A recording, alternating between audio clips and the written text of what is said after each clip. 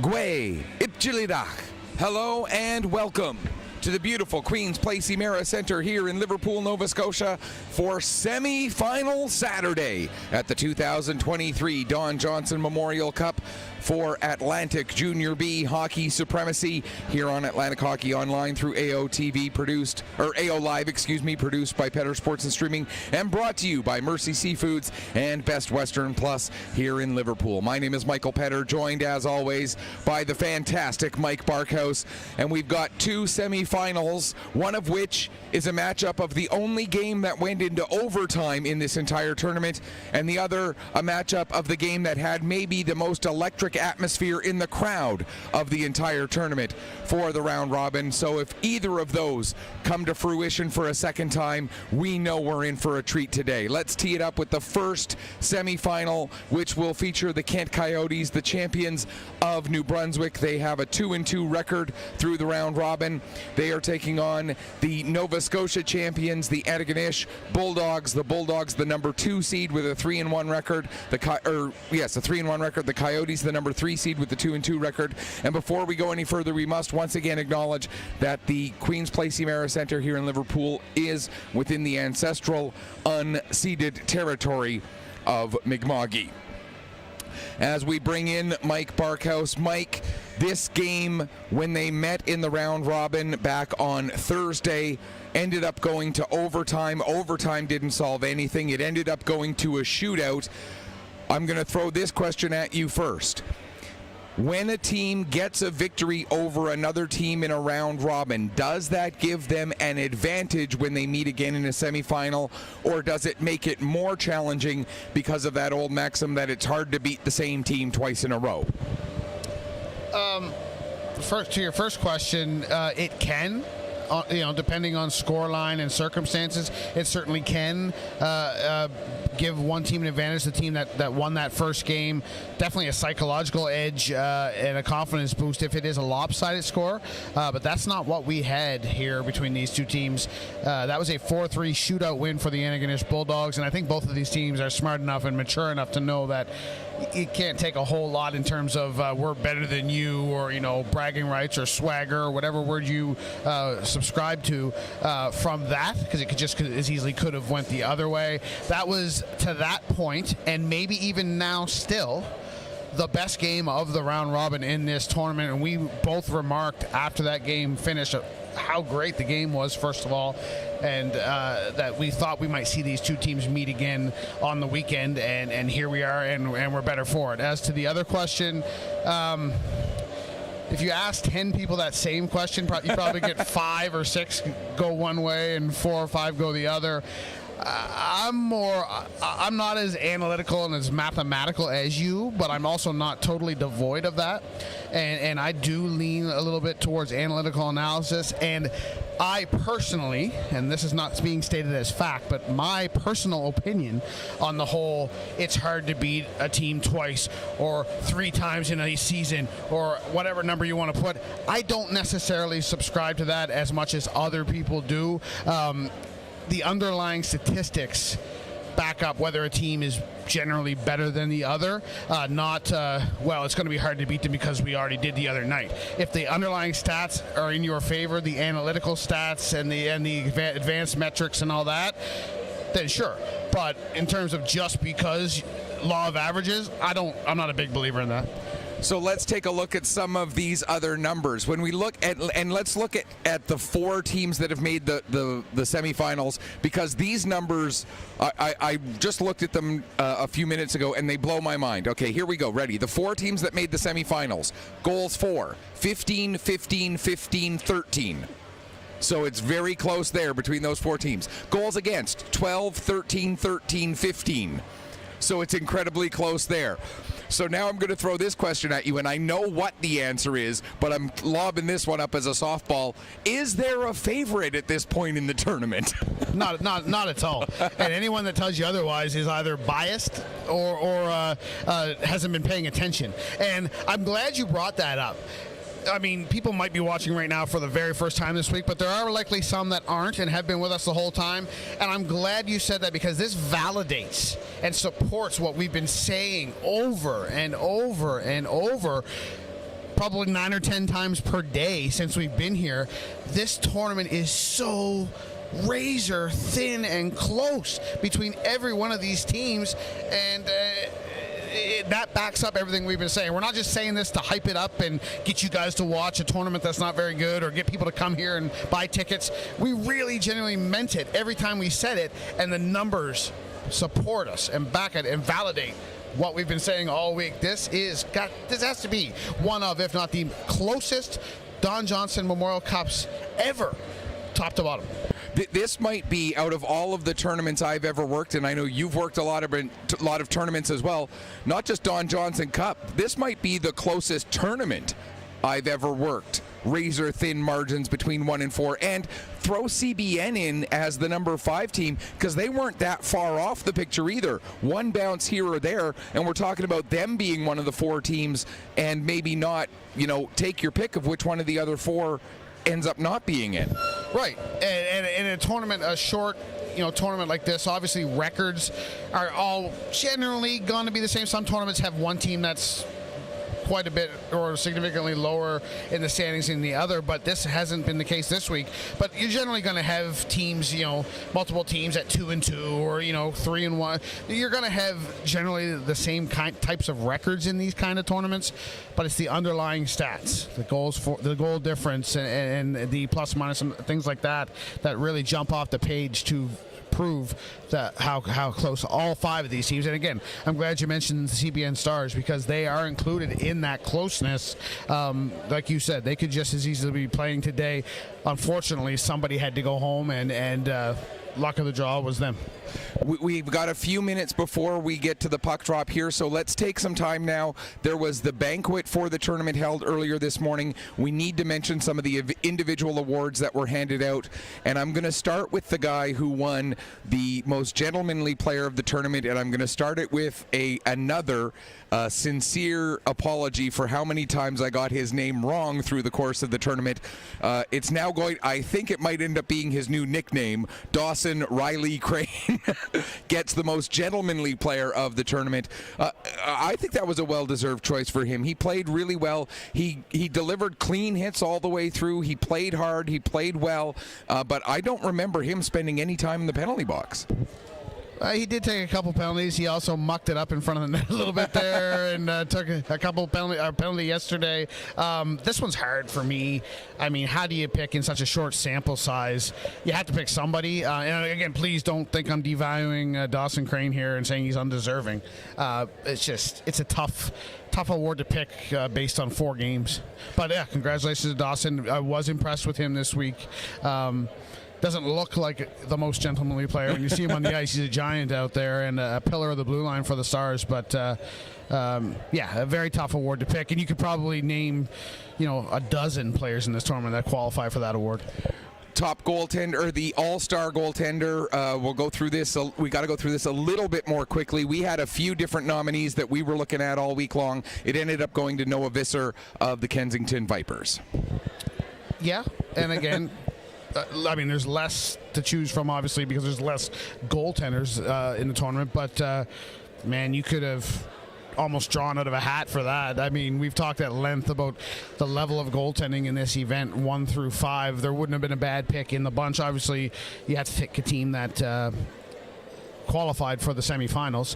I think the tiebreaker, or whatever, the deciding factor, if you will, for Visser would probably be the first place in the round robin that the Kensington Vipers achieved. But as much a part of that as anything was Jonah Arbing last night. So, I mean, again, draw a goaltender out of a hat, and congratulations to I'm going to congratulate every goaltender in this tournament because they all deserve it. And one of those we're going to talk about a little bit more because he's playing in this game, but we'll get to that in a moment. The 2 all-star defensemen, Ethan Beaulieu and Julien LeBlanc.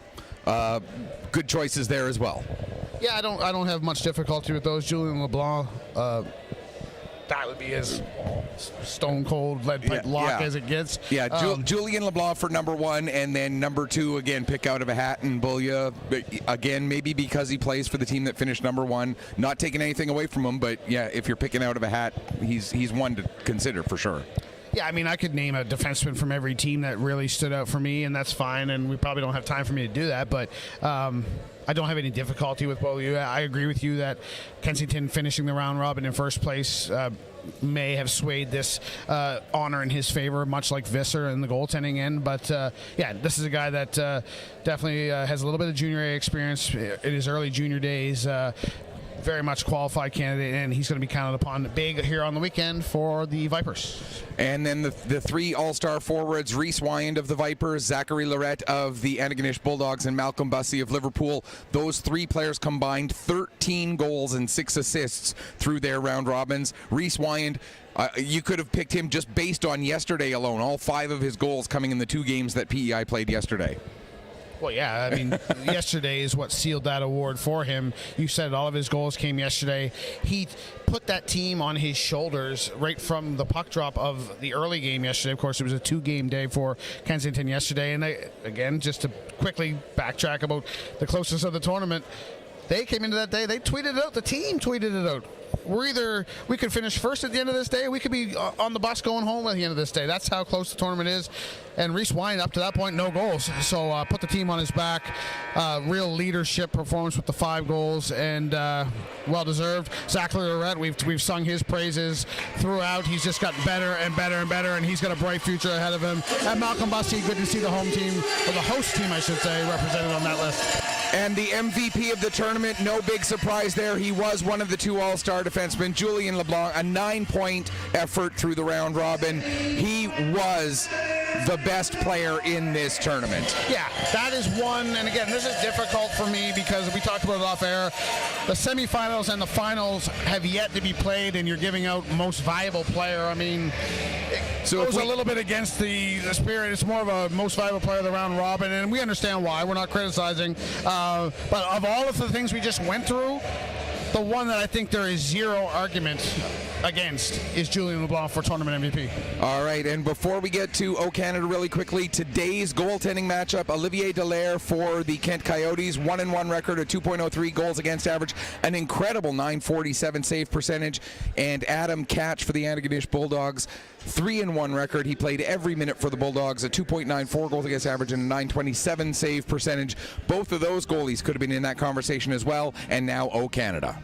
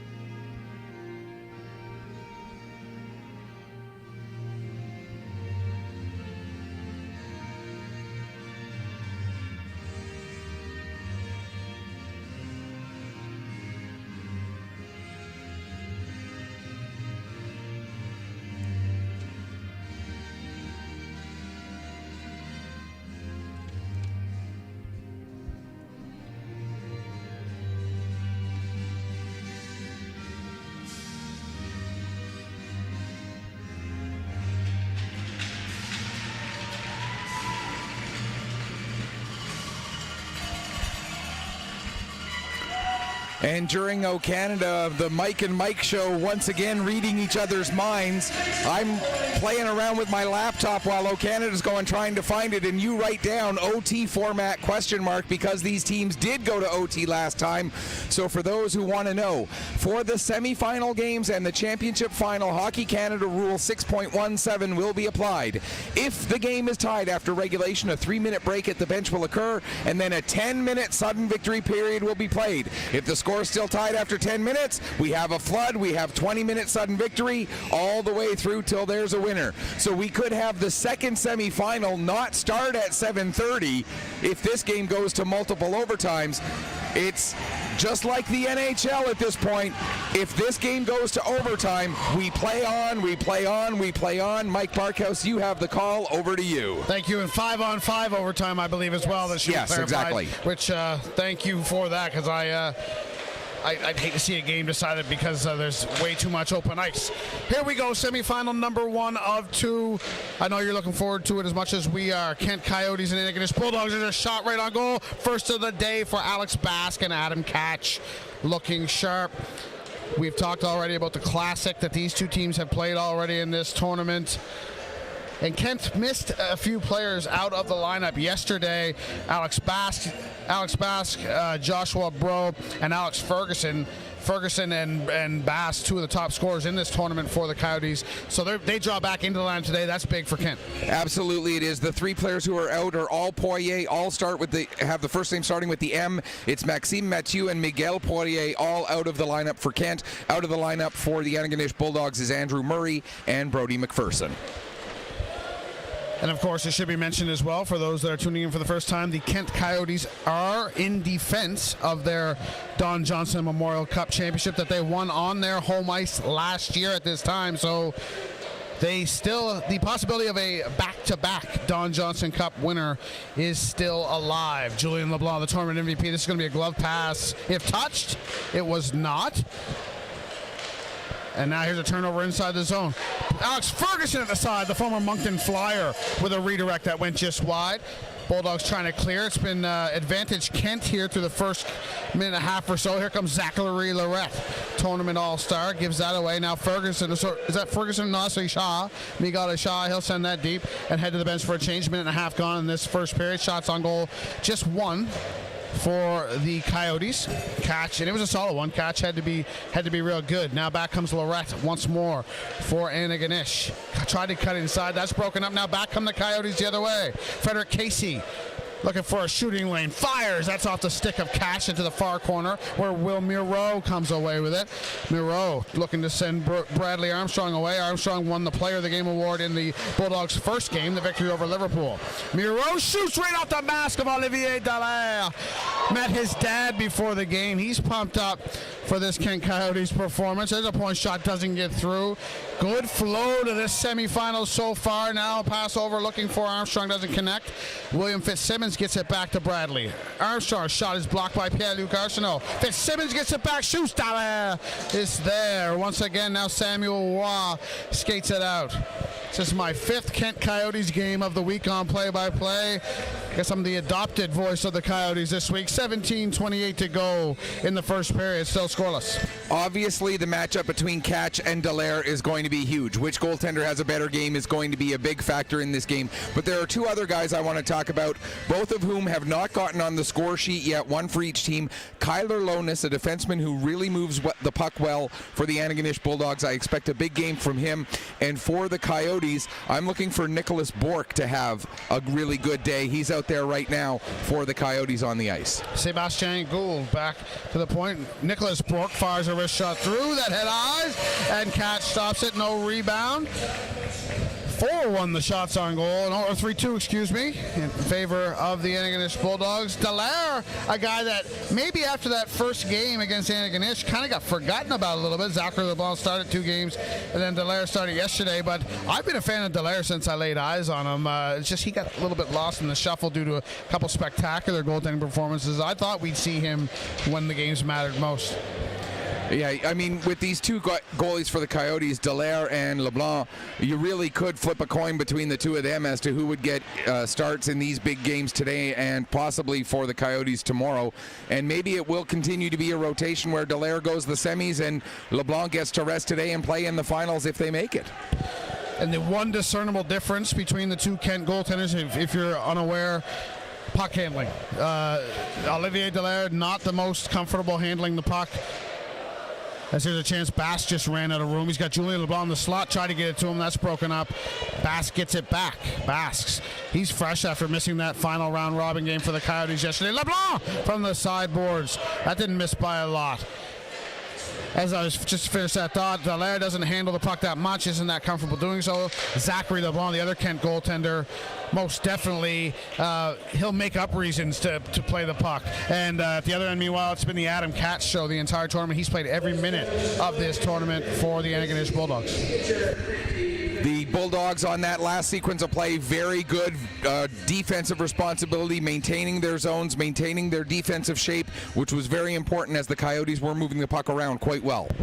Back underway inside the Kent Coyotes zone, approaching the 4-minute mark of the first period here in semi-final number 1 from the Queen's Place Amera Center, Liverpool, Nova Scotia. Thank you for watching wherever it is in Atlantic Canada or around the world you are watching us from today.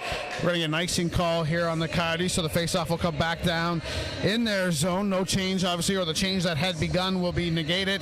15:54 to play first period. Speaking of watching from around beyond Atlantic Canada, apparently we're getting quite a viewership from Ontario during this tournament, so thanks to all of you watching from that province. And if it's my aunts and uncles and whatnot, hi guys, I'll see you soon. Tulin shot from the point, doesn't get through. Coyotes back the other way. Jeremy Casey trying to catch up to this, battling with Zachary Stewart. They go to the corner. Casey thought he was going to come away with it. Stewart ended up getting the stick on it first. Now Basque in there, making things happen. He wears the C for the Kent Coyotes. Nicholas Bastarache back in front of his own bench. Partner pass over to Pierre-Luc Arsenault. Arsenault still with it. Tries to get it down low. Now he will. Owen Fleming first to it for the Bulldogs. Gets it to Armstrong. Armstrong, dangerous pass through the slot. Doesn't hurt him on this occasion. And now Bastarache sends it back in wide of catch. Fleming. Tulin to a waiting Will Munro on the other side. Sends that to the Kent blue line. Now it's picked up by Alex Ferguson. He too should have fresh legs this afternoon. Arsenault. Cross looking for Cedric Bastarache. He scored the game-tying goal with 45 seconds to go in regulation when these two teams met earlier in the tournament to force overtime in that classic. Here comes Munro now. He's got Armstrong going to that. Munro shoots. Stopped by Delaire, and it squeaks right through the crease. But he got enough of it with the glove to knock it offline. Now Munro cuts into the slot, trying to find Armstrong for the redirect. And it does not work. Now spinning and firing is Lorette. Good blocker save by Dallaire. Couple good chances there for the Bulldogs. As we get another icing call on the Coyotes. No discomfort with icing the puck from the Kent Coyotes here early. We know the first goal is big in most hockey games. How big is it today? I think it's monumental. I think especially when you consider how close these two teams are. Whichever team is able to get out in front first is going to be able to dictate the tempo, at least for the next portion of the game, and the longer they hold the lead, the longer they'll be able to dictate that tempo. Not that these two teams play very differently when it comes to their tempo, but whichever team is able to play from in front, they both like to play from in front, and so having that lead, whomever it ends up being, it will be big. Ben McClellan, chance to talk to his folks earlier in the week. Good to see them. His brother Ryan used to play for the South Shore Lumberjacks and the Rwanda Huskies. Here comes Sam Grant shooting. That's off the goalpost. He beat the leg blocker's side, but not the iron, and that's about the 100th post or crossbar we've seen this week. There has been an abnormal amount, and more have not gone in than have. Bulldogs back the other way. Darren Waterman gives that away. Frederick Casey gets it deep, and he'll give chase along with Brody McDonald. They collide in the corner. In to help is Miguel Poirier. Back to Alexis Maillet.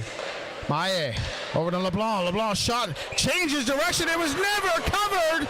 That puck was sitting there basically on the goal line, and it was poked in by Miguel Poirier, but the referee with the whistle, because he lost sight of the puck, it's going to remain a 0-0 game with 13-12 to go in the first. Yeah, a bit of bad luck there for the Kent Coyotes, as that puck did squeak through the legs of Adam Catch. Was sitting right there, but the referee a little bit quick with that whistle, as he thought that Catch had it smothered, but he did not. Lucky break for the Bulldogs. Can they now build some momentum off of a little bit of puck luck here in the early going? Maybe a benefit of having black pads there. The puck kind of blends in and helps you make the referee think it's covered. I don't know. I'm just certainly possible. Here. Yeah, no, absolutely. That's a good theory. Face off to the left of Catch, won by the Coyotes. Maillet sends it deep. Bulldogs give it away again. Too many giveaways in the defensive zone right now for the Antigonish Bulldogs. Waterman gets it to Lorette. He gives it away. Maillet to Julien LeBlanc. Winds from his favorite spot and fires high, blocker side. We've seen him score more than once from that location already this week. Luke Baldwin had a 3-point game in this tournament. Now there's a Coyote down at the Antigonish blue line in some discomfort. I think that's Nicholas Bork. It is Nicholas Bork, and holding his right leg. He went down very, very awkwardly and immediately reached back for that hamstring, and this is not good. I think I just heard a little bit, and the trainer say we're going to need either a doctor or a stretcher or both. This is a concerning looking injury for Nicholas Bork, I believe it is, as his teammates start to huddle around. And now they call for a stretcher here in the building. He's holding his right leg. We don't know if it's a hamstring or a knee. We're not going to speculate on injury. That's not really appropriate for us to do so. No. We just know he's in some discomfort certainly right now, and there's a lot of concern. And you never want to see a thing like this happen. I mean, sport is competitive. It can get rough. Hockey, injuries do happen, but you never want to see it. And obviously, right now, our thoughts are with Nicholas Bork and boy. One thing we can say, it was a non-contact injury, meaning it wasn't as a result of a body check or he didn't go into the boards. It was in open ice when he clutched at his leg and went down. So just must have felt something that didn't feel right and knew right away that it wasn't good, and down he went. Glad they picked up on it fairly quickly as well, and he's getting the care that he needs right now. That's the main thing. So we're going to take a bit of a break here while they get him assessed, and we'll come back when we are ready to resume.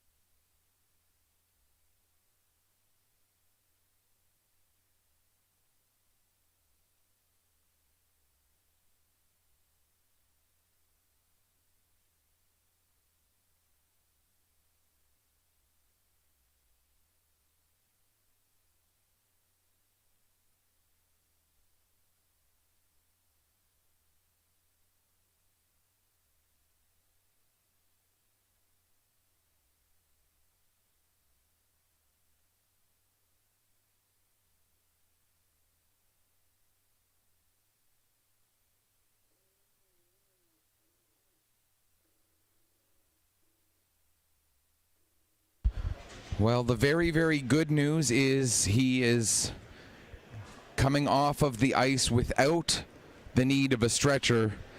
The not nearly as good news is he is not putting any weight at all on that leg right now. And obviously, again, our thoughts with Nicholas Bork. And you hate to see something like that happen. And hopefully it's nothing too long term. Obviously, I don't think it's unfair to say he is out for the rest of this game, though. Yeah, and you hate to see that happen to any player in the biggest game of the year. We're down to the nitty-gritty now, and you're competing for a chance at Atlantic title, and that might have now been taken away from you. Certainly a rallying point, though, or a potential rallying point for the Kent Coyotes to get behind.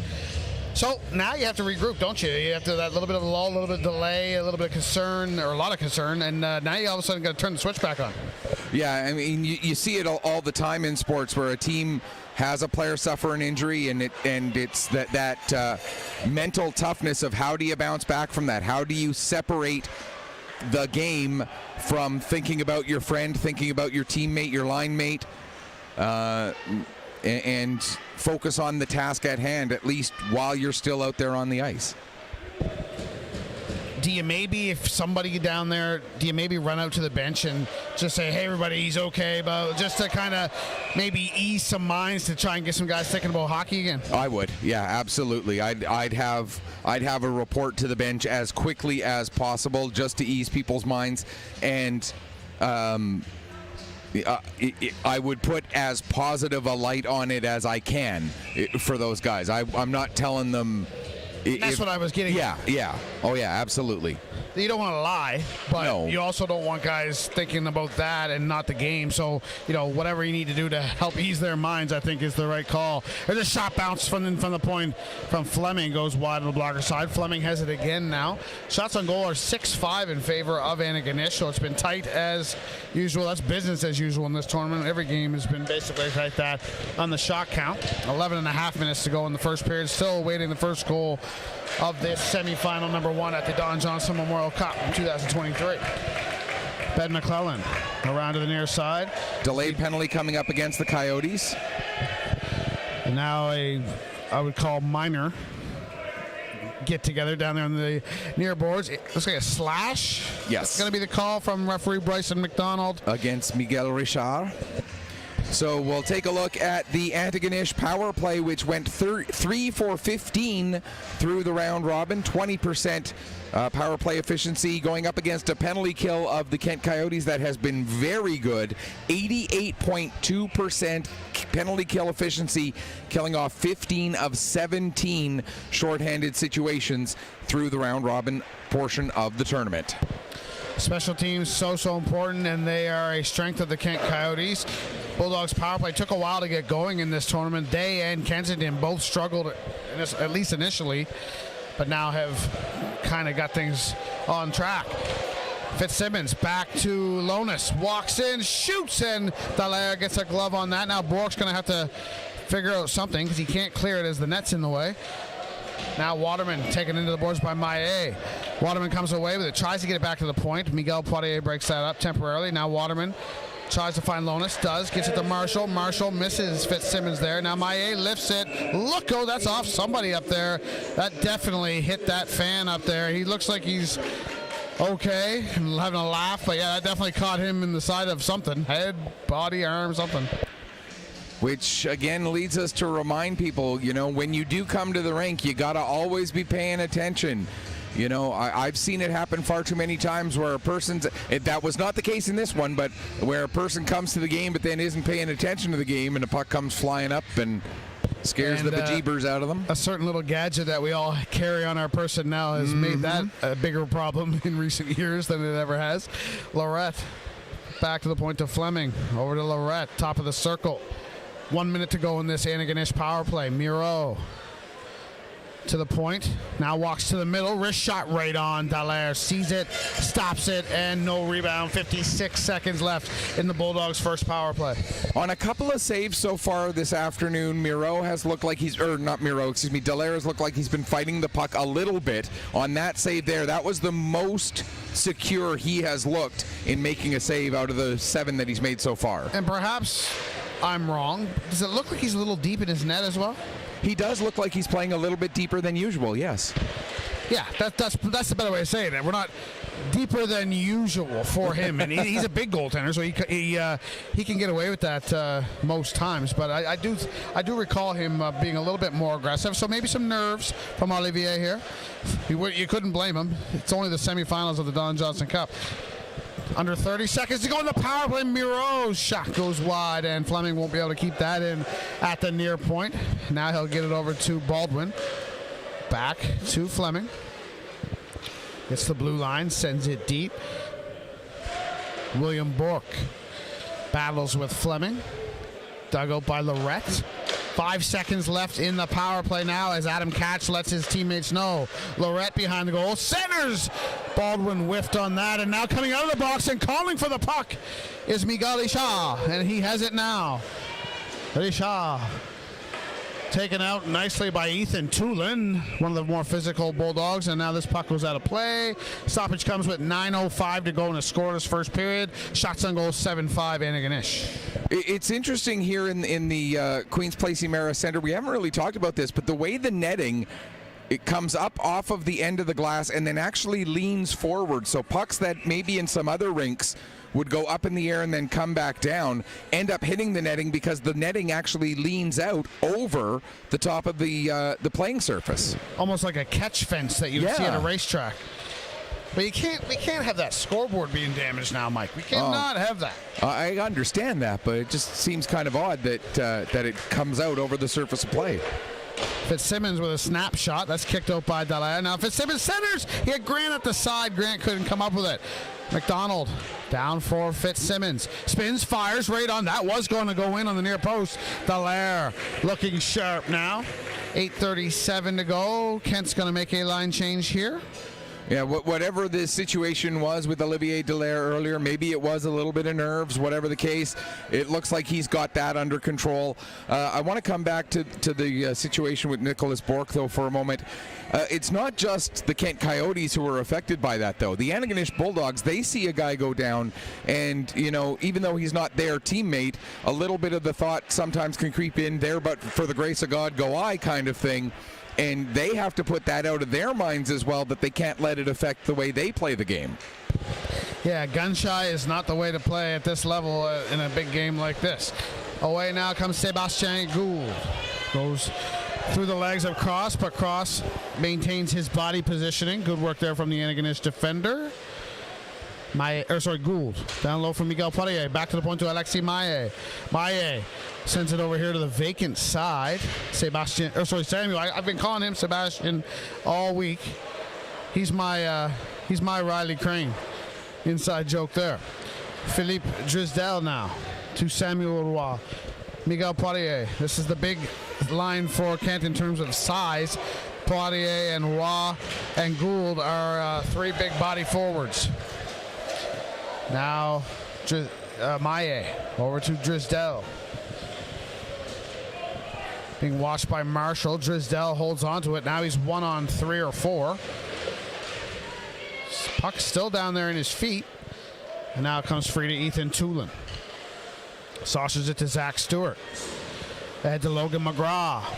Apologies for calling Logan McGrath most of the week. That's how it's spelled, and that's clearly a unique local dialect from where he's from. Here's Gabriel Poirier. Couldn't find that puck for a shot. Now Tulin has it near side. 7 minutes to go in the first.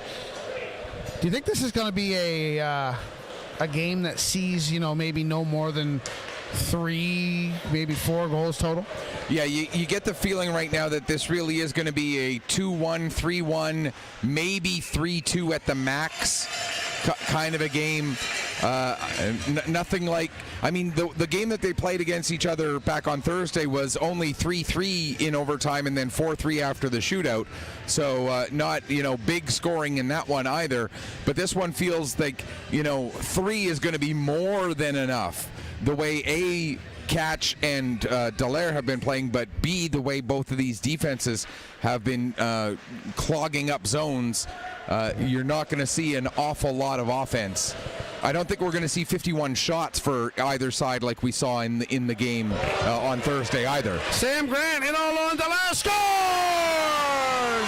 Sam Grant snuck behind the Kent defense. I'm not sure who it was that fed the beautifully weighted pass through. Grant makes no mistake going 3 feet off the ice blocker side, and the Antigonish Bulldogs have the ever-important 1-0 lead. For Sam Grant, his second goal, 4th point of the tournament, and none bigger for the former Junior A player, now with the Antigonish Bulldogs, their captain. And that's what you need a captain to do, be a leader and take the team and get that opening goal to give their team the edge here with just under 6.5 left to go in the first period. And now we see the response for both teams. It's always fascinating to watch, especially in these massive games, how each team reacts to that first goal. Tulin mishandles that. And Alex Bass gets it in. Now Bro. That was Joshua Bro. Taken away by Brody Armstrong. He said ahead to Munro. Munro shoots right on Dallaire. Kick that out. That's an important save for the Kent netminder right there. Now Munro. Centers looking for Lorette, and Dallaire says enough of that. He snares it with the glove and hangs on. So it looks like it was Fitzsimmons sending that pass through to Grant that sprung him in on that breakaway. Fitzsimmons and Waterman with the assist. 13:30 the time of the goal. We need a little response here from Kent now, I think. Antigonish with the momentum. Dallaire with that save, though, a good way to start off trying to get that momentum back. You talk about the most important shift in a game is the one right after a goal. We're going to need to see it here from those Coyotes. This one's off the skate of Lonis. Now Grant's got it again. Put him right back out there. Good idea for Donnie Grant, the Antigonish head coach. Kyler Lonis now walks the line, shoots. That's blocked. Kent adept at blocking shots. We've seen that on display all tournament long. Miguel Shaw now, he takes a hard bump from William Fitzsimmons. That's the two number 8s coming together. Kyler Lonis over for it in the far corner. Misfires on that. Pass ahead now. Ferguson on the backhander. That's off the side of the goal. Comes right back to Ferguson. He's going to do a tour of the offensive zone. Sends it down to Richard. Ferguson heads to the bench. Pierre-Luc Arsenault. Over to Alexis Maillet. Into the slot. Richard couldn't get a stick on that for the redirect. Arsenault now over to Maillet. Faked the one-timer. Now he'll send it down to the vacant corner. Richard over to grab that. Under 5 to go in this first period. Maillet. Snapshot off a body and off a pad of Adam Cash. Now this one goes through the crease to the far side. Waterman will catch up to that and dive and knock it out to the red line. There's the effort and the compete level that you're going to see today from both teams. Maillet shot blocked to the corner. Good response from Kent. It doesn't result in much in the way of shots on goal or a goal period, but they certainly aren't playing tight right now after going down 1-0 here. Late stages of the first. Julien LeBlanc, the tournament most valuable player, moves it ahead to the former Amherst Rambler and Yarmouth Mariner, Miguel Poirier. Catch out of the net, plays it right to Frederick Casey. Centers. It was only white sweaters there, though, and that's a good thing because that would have been a tie game. Now, Tulin was right there. He would have been in all alone if that pass from Burkovici had found him. Tulin centers for Lorette. He scores! Zachary Lorette continues to announce his name to the Atlantic hockey world. He is having some kind of tournament, and he now has given his team a 2-0 lead. Zach Lorette, the first-year junior player, has been absolutely phenomenal this week. For Lorette, that is his 6th goal and 8th point of the tournament. And this coming from a rookie. But when you get to the end of the season like this, the term rookie really doesn't apply anymore. But still, really, by definition, he is a rookie, and he's got so much bright future ahead of him. We're running out of good things to say about Zachary Lorette as there's a glove pass for the Kent Coyotes. But yeah, named appropriately so to the tournament all-star team. And man, like I said, we say he gets better every single game. And somehow Burkovici with this, somehow he maintains that and continues to get better with each and every game, despite us thinking maybe this is the game where he kind of levels off. Not a bit. Zach Lorette has been a force for the Antigonish Bulldogs in this tournament. Bork now, shot, dribbles into the slot, turning and firing his Poirier. That's Gabriel. That's blocked, and now back the other way comes Nick Marshall for the Bulldogs. He'll send it in. Dallaire out of the net, plays it to the corner. Gould, I thought it was going to be Bork take it. Gould takes it instead. Now he bumps McGraw. Now picking it up is Connor Doherty. Shot, that goes just wide. Drysdale has it. Under 3 minutes to go, first period. Kent needs the next one. It feels like that anyway. Now here's Drysdale, can't get the shot away. Puck will come out into neutral ice.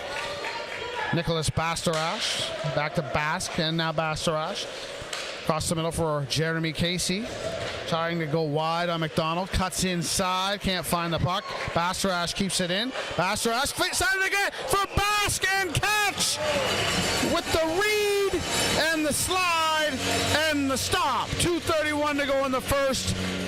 Most important save of the period right there. What a great move there by Adam Catch, able to recognize that the pass was coming to the back door, and he was able to get over and close the padlock before it could get broken through.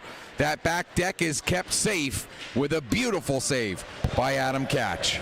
Here's Bro now. He's walking right down Main Street, and he scores! Blown coverage in the defensive zone by the Bulldogs, and Joshua Bro is allowed to walk right in, and he makes no mistake going high glove side on Catch, and the Coyotes are back in it. You just know the defending Atlantic champs aren't going to roll over and die. It's 2-1. And you cannot put that one on Adam Catch in any way, shape, or form. You said it, blown coverage. Any guy with that kind of a shot from that space right between the hash marks all by himself, Catch had no chance to get that glove there. You could almost see Bro break away, and you can almost see him like get ready to shoot and then go, oh wait, I can go right in, I can walk right in. And walk in he did, and he was composed. A lot of guys would have panicked and shot that puck in that moment. Not Joshua Bro. He took it to the net with authority, and he made no mistake. That's a big, big goal in this hockey game as we're under 2 minutes to go in the first. Kent Coyotes with the momentum now. Let's see if the Bulldogs can answer back. Here comes Tulin. Who's got Waterman with him. Shot is blocked. As we get to the goal announcement here, Arsenault with an assist, as well as Alex Bask. So Bask continues his wonderful tournament for the Kent Coyotes. The Kent captain, Julien LeBlanc. Over to Maillet. Gets it out over the blue line, sends it back in by Marshall. LeBlanc. Too far for Ferguson here on the near side. Stewart to Tulin. Ethan Tulin to the center ice dot. Now over the blue line. Shaw converges on him. Shot right into the glove of Dallaire. Face-off coming to his right with 1:07 to play. First period. And that goal for Joshua Bro, his second goal, second point of the week.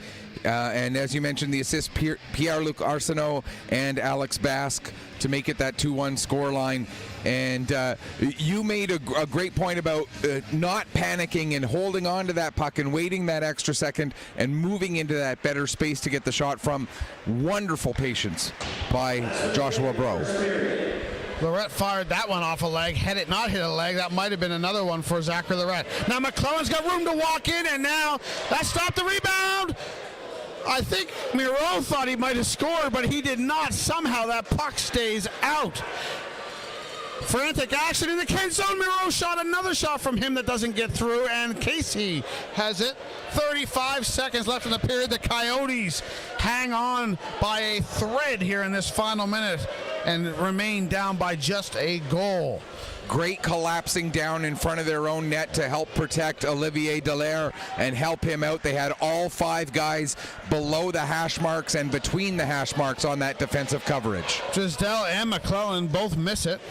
Stick down below the goal line. That's Drysdale's. 10 seconds to go in the first. I think the Bulldogs are content to just see this one run out. Bask will take it back. He is the same. He'll stop right there, and the buzzer will go to end an entertaining first 20 minutes of the semifinals Saturday here at the Don Johnson Memorial Cup. Shots on goal through 16-11 in favor of the Antigonish Bulldogs, and they lead the Kent Coyotes, defending Atlantic champion Kent Coyotes, 2-1. Just to finish that point about the composure and all that, you can see the difference there when defenseman Ben McClellan of the Bulldogs had the puck at that point. He had a clear lane to go, and he elected to just maybe take a step or two and fired the shot. Wasn't comfortable taking the puck to the net like Bro did. And I think that comes with a couple of things. One, experience, and two, it's a bit of that difference between being a forward and being a defenseman. Sometimes as a defenseman, you're not as used to playing with the puck quite as much, and therefore your reactions are a little bit quicker, not in the sense of reaction time, but in the sense of I have to move the puck more quickly because I'm a defenseman. I'm not going to have it on my stick for as long. Like what you see from both teams here, nobody needs to work on anything major heading into the room. Minor adjustments, maybe like a couple of times where we saw a guy in some scrums along the boards cheating a little bit towards the offensive side of the scrum, and a reminder again, get back to the D side when you're in a scrum like that.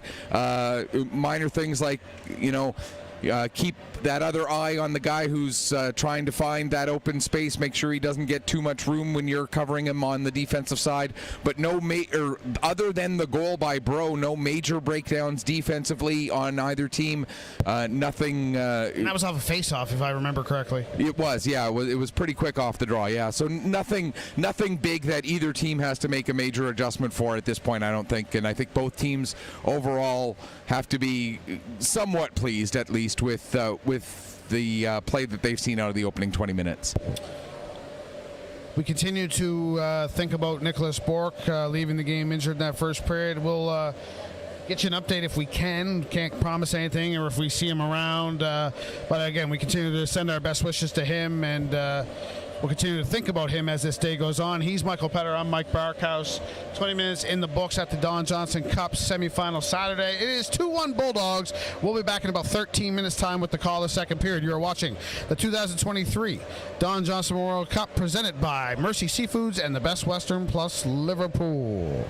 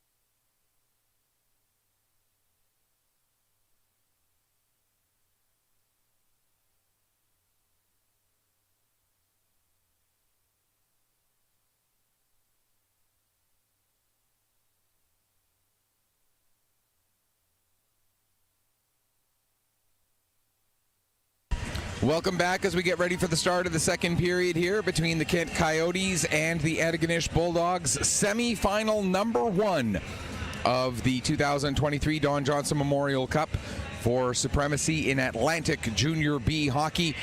Sponsored by Mercy Seafoods and Best Western Plus in Liverpool. Those, of course, are the major sponsors. 3 other sponsors who've shown their support throughout the week as well. Esso, Hurricane Lift Truck, and Seaside Seafood. And they, of course, deserve their recognition as well, because events like this cannot happen without the support of the corporate community.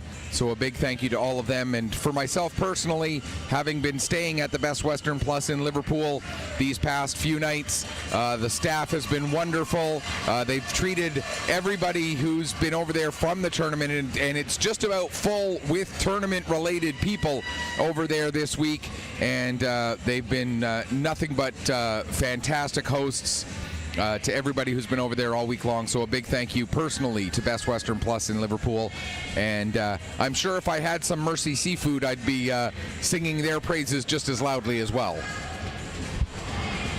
We mentioned the Best Western Plus Liverpool. We mentioned Mercy Seafoods. We should also thank Esso, Hurricane Lift Truck, and Seaside Seafood, all corporate partners of this event. And we couldn't do it. Again, events like this don't happen. Might not. They just do not happen without the support of the business community. So thank you, one and all. Absolutely. As we get an offside right off the face-off, just 7 seconds gone in the period. Wait a minute, that's your job. Sometimes. We alternate, and except for when Kent plays, it seems. Bork now. This is William, obviously. Down low. Alex Bass skates out from behind the goal, gets it ahead to Joshua Bro. He's got the goal for the Coyotes, his second of the tournament late in that first period. Changed the complexion of this game, and now a big hit from Bro on Fitzsimmons. Stick of Fitzsimmons comes up a little bit high on Bro. We play on. Tulin. Back to the point. Stewart walks off the wall, sends it down low. Bork sticks that to the corner. Now Jeremy Casey tries to chip that out. Bulldogs still keep it in. Good work there by the Antigonish Bulldogs. Waterman waits. That takes a deflection. Dallaire had to be sharp, getting that right pad down, or keeping it down more accurately. That puck was going to sneak in the near side. McClellan misses Fitzsimmons. Waterman picks it up in the corner. Just one penalty in that first period. Bulldogs 0 for 1 on the power play, so it's been a clean game so far. Not a lot of distemperament, that's a word, between these two sides. It's intense, and it's well, I guess it's more tense than intense. I mean, that's now we're going to get an icing call on the Kent Coyotes with 18:32 to go. There is definitely intensity, but the intensity is not so much in the physicality or in the walking the line type of intensity as it is just the holding of the sticks and the tightness of the play and the double checking and triple checking to make sure that you're in the right spot at the right time, and not that they're playing tentative, but they are playing with a high intensity, and they know what the stakes are, and the stakes are as high as they can get. Here comes Bro now, looking for his second, makes a nice move, stays on his feet, and then his stick was hit as he was shooting, and the puck pops over the goal. I'm okay too, unless it's something egregious. Let them play, let them decide this thing, and again, the flow of the game has benefited greatly from that. LeBlanc now winds and fires this around. That's going to miss everything. Again, Kent very comfortable icing the puck. They're not afraid. They trust their face-off personnel, and they're just going to do whatever they got to do to avoid having scoring chances fired on their net. Yeah, I agree 100% with what you've been saying about the officials, and I overheard some people talking earlier about they've been saying something about a lack of consistency in the officiating. I haven't seen that. You might see one game called differently than the next game, but within games, the way an official is calling the game is the way that official calls the game all the way through, and that's all you can ever ask for. Right, and I think that's the only, you're only ever going to hear that complaint at an event like this because it's not the same officials every game. Exactly. It's different people doing different games. So just like if two other people commentate the next semifinal, you're gonna be inconsistent announcing and commentating because it's two different people doing it. So I mean you're gonna hear that complaint at every single tournament you ever attend in your life. Darts, snooker, doesn't matter what you're looking at, what kind of a tournament you're at. Berkovici now drags that over the blue line. Fitzsimmons sends it the rest of the way in. Dallaire leaves it for Julien LeBlanc, who, the Q word, quiet. Julien LeBlanc's been a quiet participant in this first period and a couple minutes. I don't expect that to be the case the rest of the day, though. McDonald gives that away offside, though. I don't think Ferguson saw Miguel Shaw over the blue line. 17:04 on the clock. It almost seems like the Bulldog coaching staff has become aware that the guy to watch is Julien LeBlanc, and so when the Coyotes do have the puck in the Bulldog zone, they've got one forward whose job is to stay around LeBlanc, to make sure that he's not going to get open to get the kind of shots that he likes to have. And I think they've done a good job of actually quietening him down because of the way they've covered him when the Coyotes have the puck in the offensive zone. Marshall lifts this into the Kent zone. Arsenault takes over. That's it. Ahead. Wow, what a shot. That floats wide on the glove side. 17-12. The shot's on goal right now in favor of the Bulldogs. There's another stick save from Catch, and there, just like you said, that mesh hanging over the end glass, and that probably doesn't, well, it probably still goes out of play anyway, but it keeps the puck in play to retrieve, I guess, instead of going in the crowd, so that's a positive. You don't need as many pucks. Face-off will come to the right of Adam Catch. Just to show the comparison between this game and the game that they had, that they played on Thursday, which ended up going into overtime and then on to a shootout. By this point in the game on Thursday, it was still 0-0 at this point. They didn't get the first goal of the game until 6:32 of the second period. Here we've already had 3, so we might end up, despite what we said earlier, might end up having a little bit more of a high-scoring matchup. It's funny how your brain works. Not yours. I mean, well, no, it is funny. I should say the brain, not your brain. No, mine works funny. It's okay. Because I'm the same way. Like, that's not necessarily how I recall that game. So it's interesting to have that little reminder put, because like I said, I think our brains both are working the same way. We remember the run and gun back and forth, and hadn't looked in great detail at when the first goal was scored and all that. But yeah, it shows that as much as we're accurate in our assessment of the game and what it was, our recollection of how we got to that point sometimes changes a little bit. Now McClellan, snapshot, hit a stick of Drisdell in the slot. Coyotes clear now. Bros off to the races. He's most definitely going to catch up to this puck. He shoots right on Catch. Save. And the rebound is swept out of harm's way by Fleming. Now back comes McGraw. Logan McGraw. Battling down there, but can't keep the puck in the zone. Now Julien LeBlanc moves it ahead. Fleming takes that. Basque with authority over the blue line. He's dispossessed. McGraw off glass. That didn't get very far. That looked like one of my chips earlier on the golf course. LeBlanc moves that away. Centering pass. McGraw swiped at it. Couldn't get a shot away. And back on the Coyotes. We're past the 5-minute mark of the second period. The 3 goals from the first period are still standing up. Now look out. That was LeBlanc heading to the bench. That was, no, it wasn't LeBlanc. It was somebody else.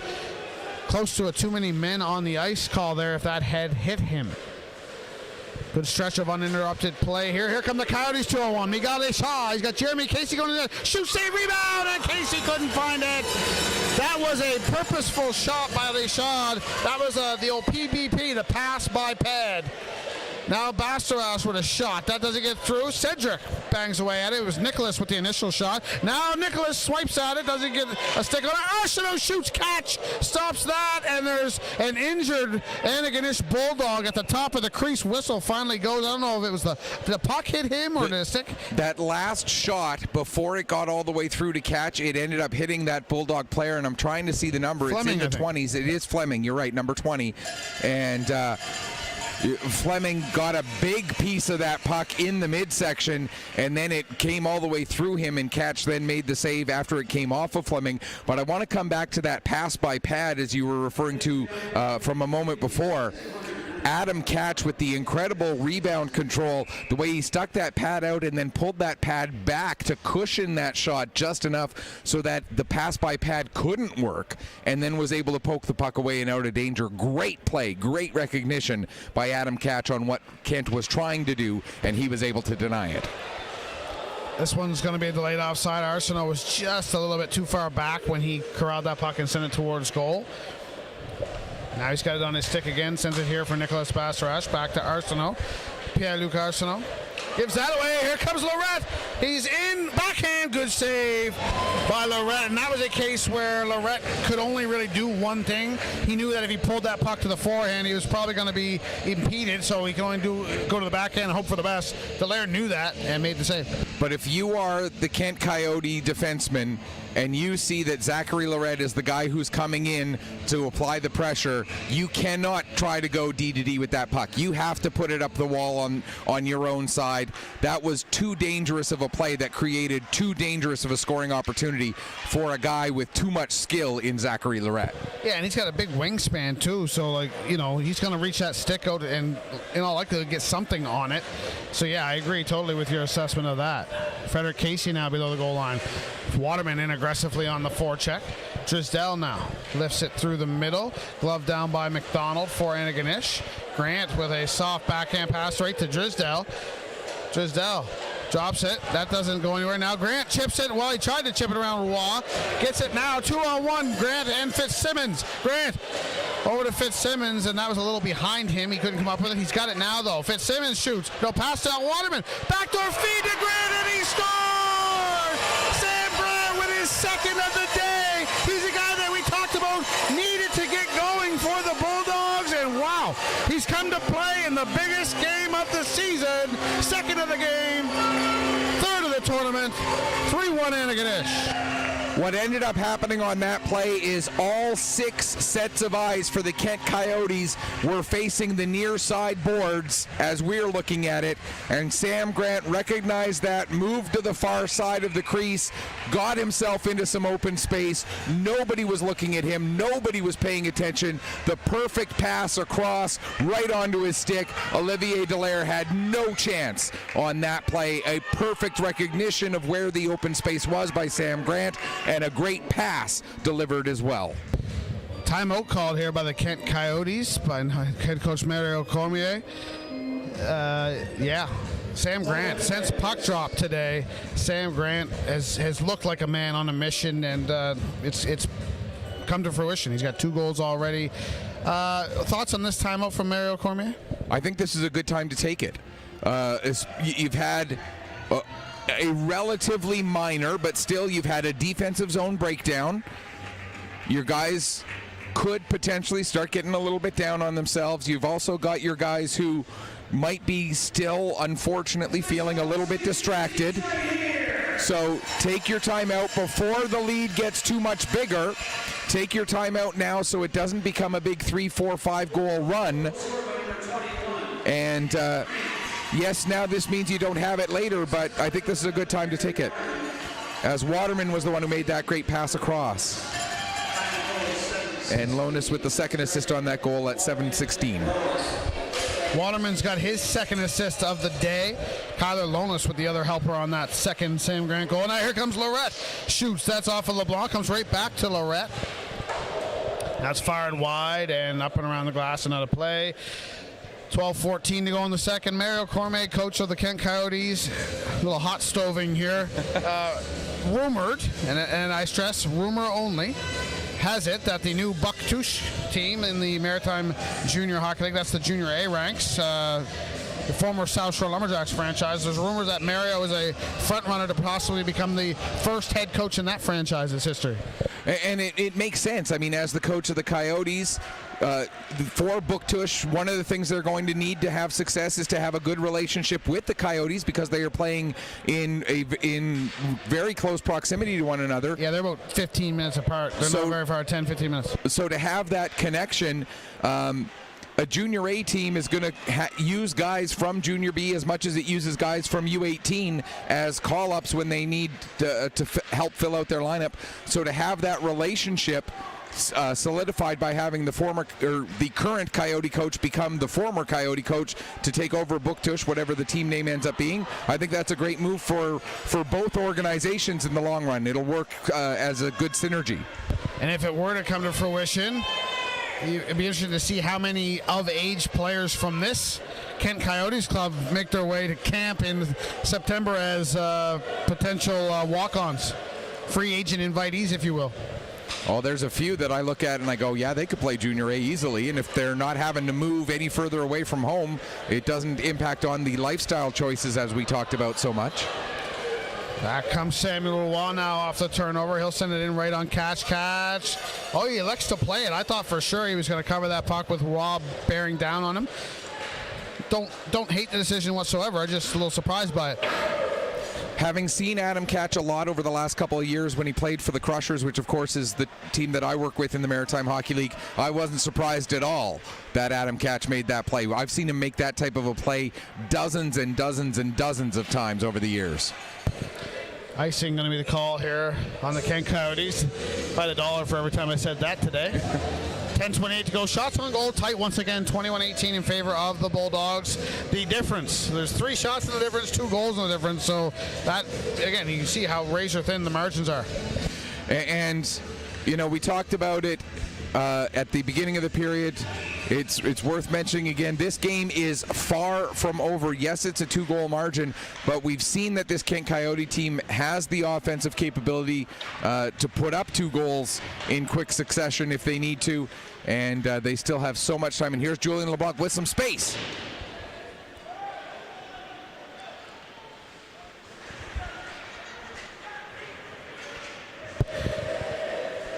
Armstrong to the corner. Munro takes a bump from Gabriel Poirier. Now Tulin. Can't poke that down low. Armstrong from the point. That hits the stick of Rishaw. Centering pass now. Lorette in front of the net. Always dangerous. Now this one hits the referee. And Gabriel Poirier. Ahead to Sebastien Gould. Over to Miguel Rishaw. Back to Gould. On the backhand. Pokes it out front. Poirier just was a step or 2 behind. Otherwise, that would have been a good scoring chance for the Coyotes. Tulin now. Back to collect behind his own goal. Past the halfway mark of regulation. Well past now. Coming up on the 11-minute mark of the second period. Antigonish Bulldogs, champions of Nova Scotia, have given themselves an insurance marker. 7:16 of this second period. Their captain, Sam Grant, having his best game of the tournament. Now Catch with a stick save. That goes out of play. Stoppage with 9:03 to go, second period. And I'm going to take a moment here to get on my soapbox here for just a second.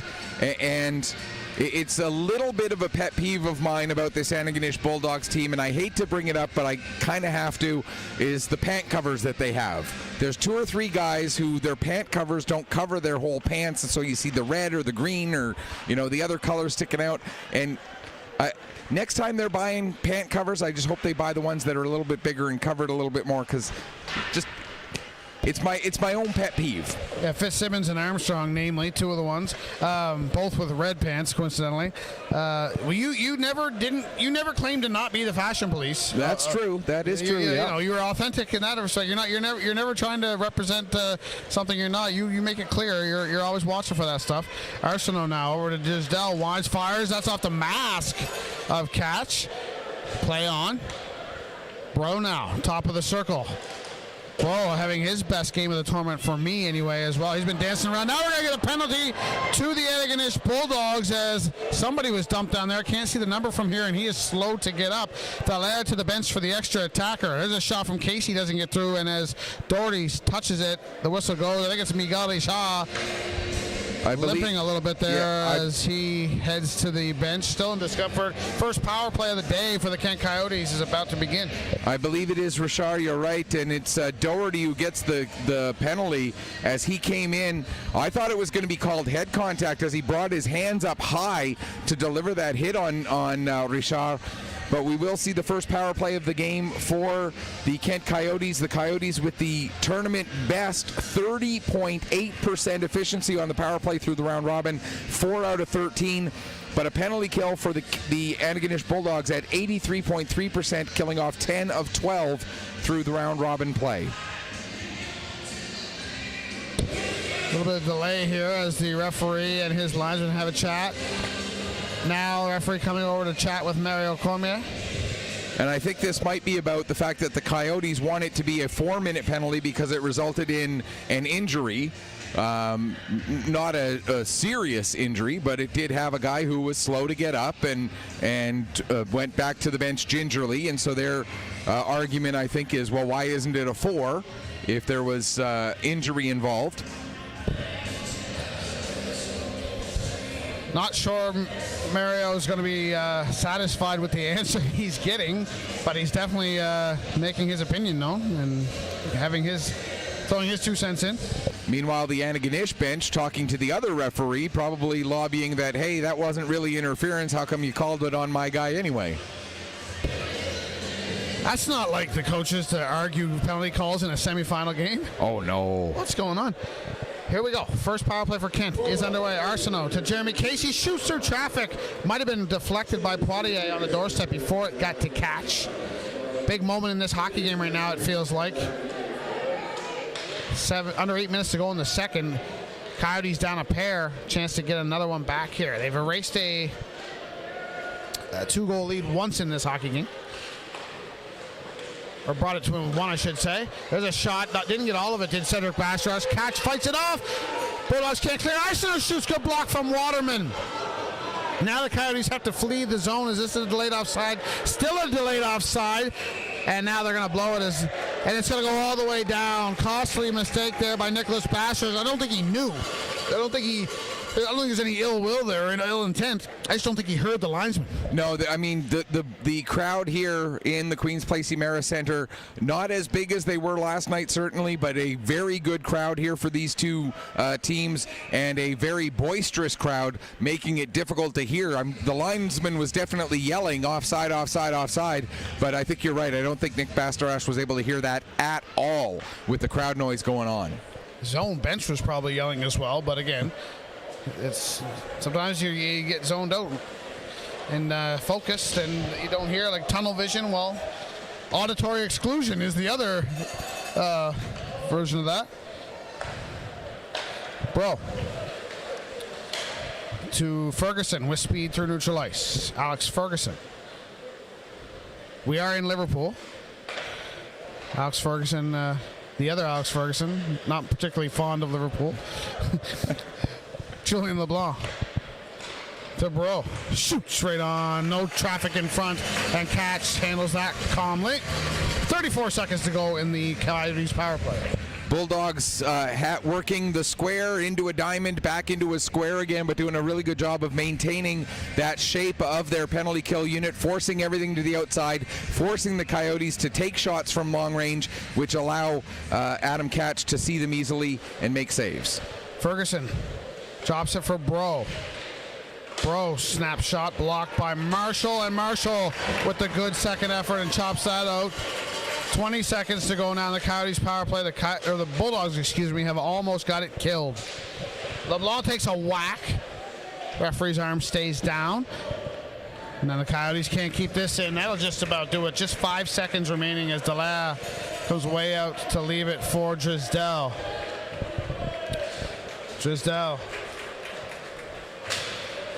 Ferguson over the blue line. Takes a big hit along the boards from Tulin. Tulin loves throwing his body around. He's not the biggest guy in the world, but man, he plays bigger than his size. Now here's Armstrong to Munro. Munro back to Armstrong. Scores! What a finish from Bradley Armstrong. I think he knocked that puck out of the air, up and over the glove of Dallaire. 5:46 to go in the second. It's a commanding 4-1 Antigonish lead. It looked like a little sand wedge chipped up out of the rough and over the head of Olivier Dallaire. Not my sandwich. Well, a sand wedge. What great hands there by Armstrong. And for Armstrong, that's his 4th goal and 6th point of the tournament. And that makes it a 3-goal margin, something that we never had in the game that they played against each other on Thursday. There were 2-goal margins a couple of times, but never a 3-goal margin. So this is the first time these teams have been separated by that much in either of the games that they have played. I gotta say, I find myself a little perplexed and surprised by this scoreline right now. How about you? The scoreline doesn't feel and doesn't look like the actual game. The game feels a lot closer than 4-1, but the Bulldogs have gotten some bounces to go their way. Like that last goal, that was a goal that a lot of other guys might not have been able to make that little chip. But Armstrong was able to find a way to chip it at just the right angle to get it over Dallaire, but under the crossbar, and a beautiful effort making it the 4-1 score. And that was a difficult play to do, and I guarantee you if that happened 10 times, it might be 3. Oh, big hit there by Gabriel Poirier getting into Zach Lorette, and I think it's going to be penalized. They are going to call charging, yes. Sam Grant, the Antigonish captain, trying to get over there, and Frederick Casey saying, no, stay right where you're at. Power play number 2 for the Antigonish Bulldogs, and a chance to maybe put this thing to bed a little bit earlier than expected. Just to finish that thought on Armstrong, I was going to say that's a tough skill to knock that out of the air like that. As a left-handed shot from where that puck was coming from. And again, if he had that play 10 times, it probably only goes in maybe once or twice. It's just lightning struck there, and the Bulldogs are happy it did. And that's just the way this game has gone. The Bulldogs have been the better of the two canine species as compared to the Coyotes as far as luck goes and as far as just getting the breaks. Second Antigonish power play underway. Nothing doing so far as the Coyotes clear. Catch leaves it behind the goal for Lonas. Kyler Lonas. Charging is the call to Gabriel Poirier. I didn't see a lot in that. I thought that we probably could have played on. I'm sure the Coyotes agree, and their fans. Wonderful fans in that part of the world. They support their team. The Don Johnson was well attended last year in Kokan. That's where Kent is located, or the Kent Coyotes are located. Kokan, New Brunswick, for those unaware. Lonas coming up on the 1st minute mark of this power play. Waterman, a couple assists for him today. Darren Waterman. Back to Baldwin. Fleming. Back to Baldwin again. Baldwin. Down low for Waterman. Having his best game of the tournament. Gives that one away, though, and the Coyotes clear. 45 seconds to go in the power play as Catch leaves it for Owen Fleming. Good to see Fleming out there after taking that shot in the ribs earlier in the period. I think it was the ribs. Makes sense that it was the ribs. Ribs or lower midsection. Hard to tell for sure, but yeah. Maybe spleen. The old spleen sometimes takes a beating. The great comedy organ. Baldwin. Over to Fleming. To Lorette, top of the circle. 20 seconds to go in the power play. Fleming. Lorette. Look how confident Zach Lorette is. Down low to Armstrong. The old red pants sticking out. And now Fleming can't handle this pass cleanly. That's going to just about do it. 0 for 2 on the power play today are the Antigonish Bulldogs. That's one of the only negative things we can, or critiques we can have of the Antigonish game here in this semifinal so far. Ferguson to Gabriel Poirier. Fresh out of the box. That bounces on goal. Catch hugs the post. Keeps it out. Under 2.5 minutes to go. LeBlanc.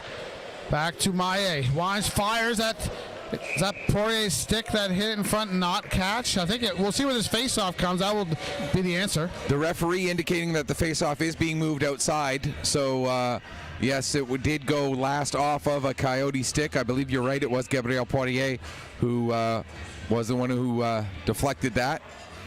So 2:20 left to go, and the face-off does indeed move out to neutral ice. Now, why are they not allowed to make the line change there? They looked like they started the line change quick enough. It's a good question, and it's one I don't have the answer to.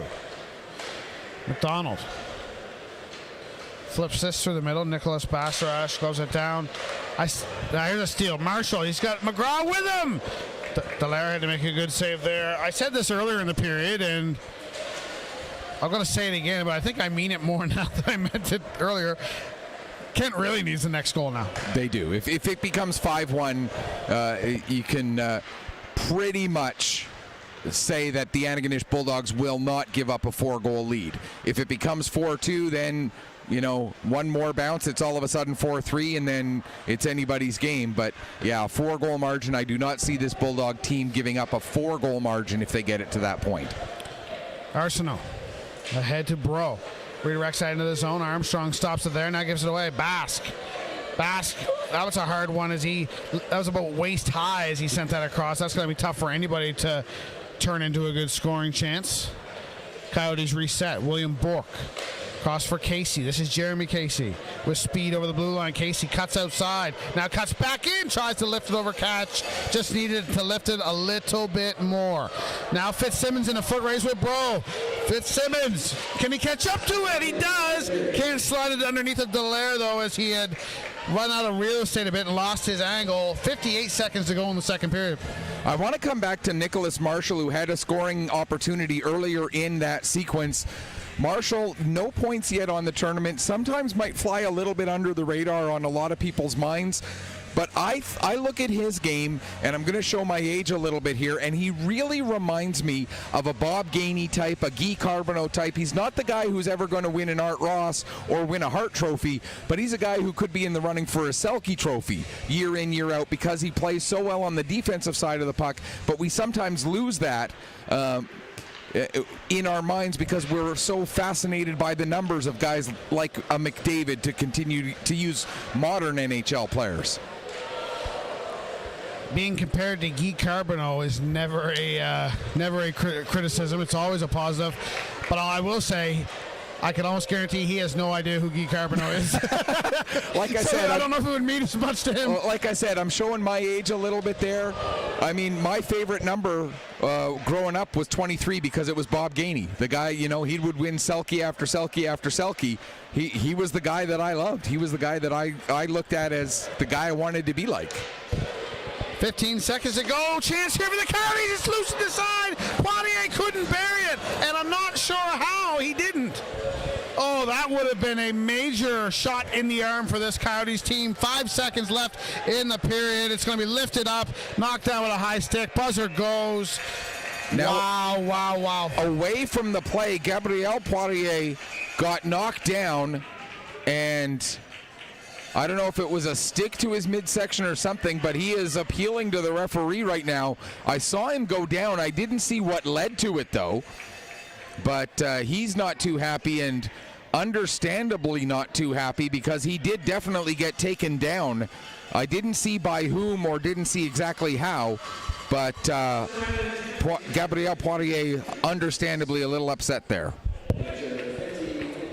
40 minutes in the books. The Coyotes are out-shooting the Antigonish Bulldogs 27-25, but the Bulldogs have been the better team and lead 4-1 through 2 periods of play. 20 minutes away from a berth in the Don Johnson Memorial Cup Championship game tomorrow night. Thoughts on the second period?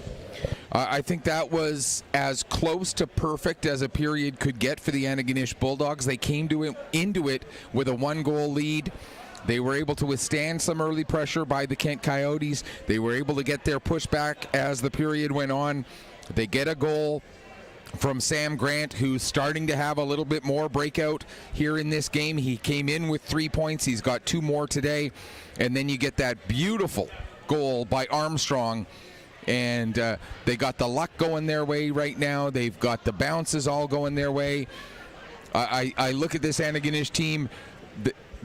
They've got Adam Catch looking at the puck the size of a beach ball. They got all of the things they need to have success here today and put themselves into that game at 1 o'clock tomorrow afternoon.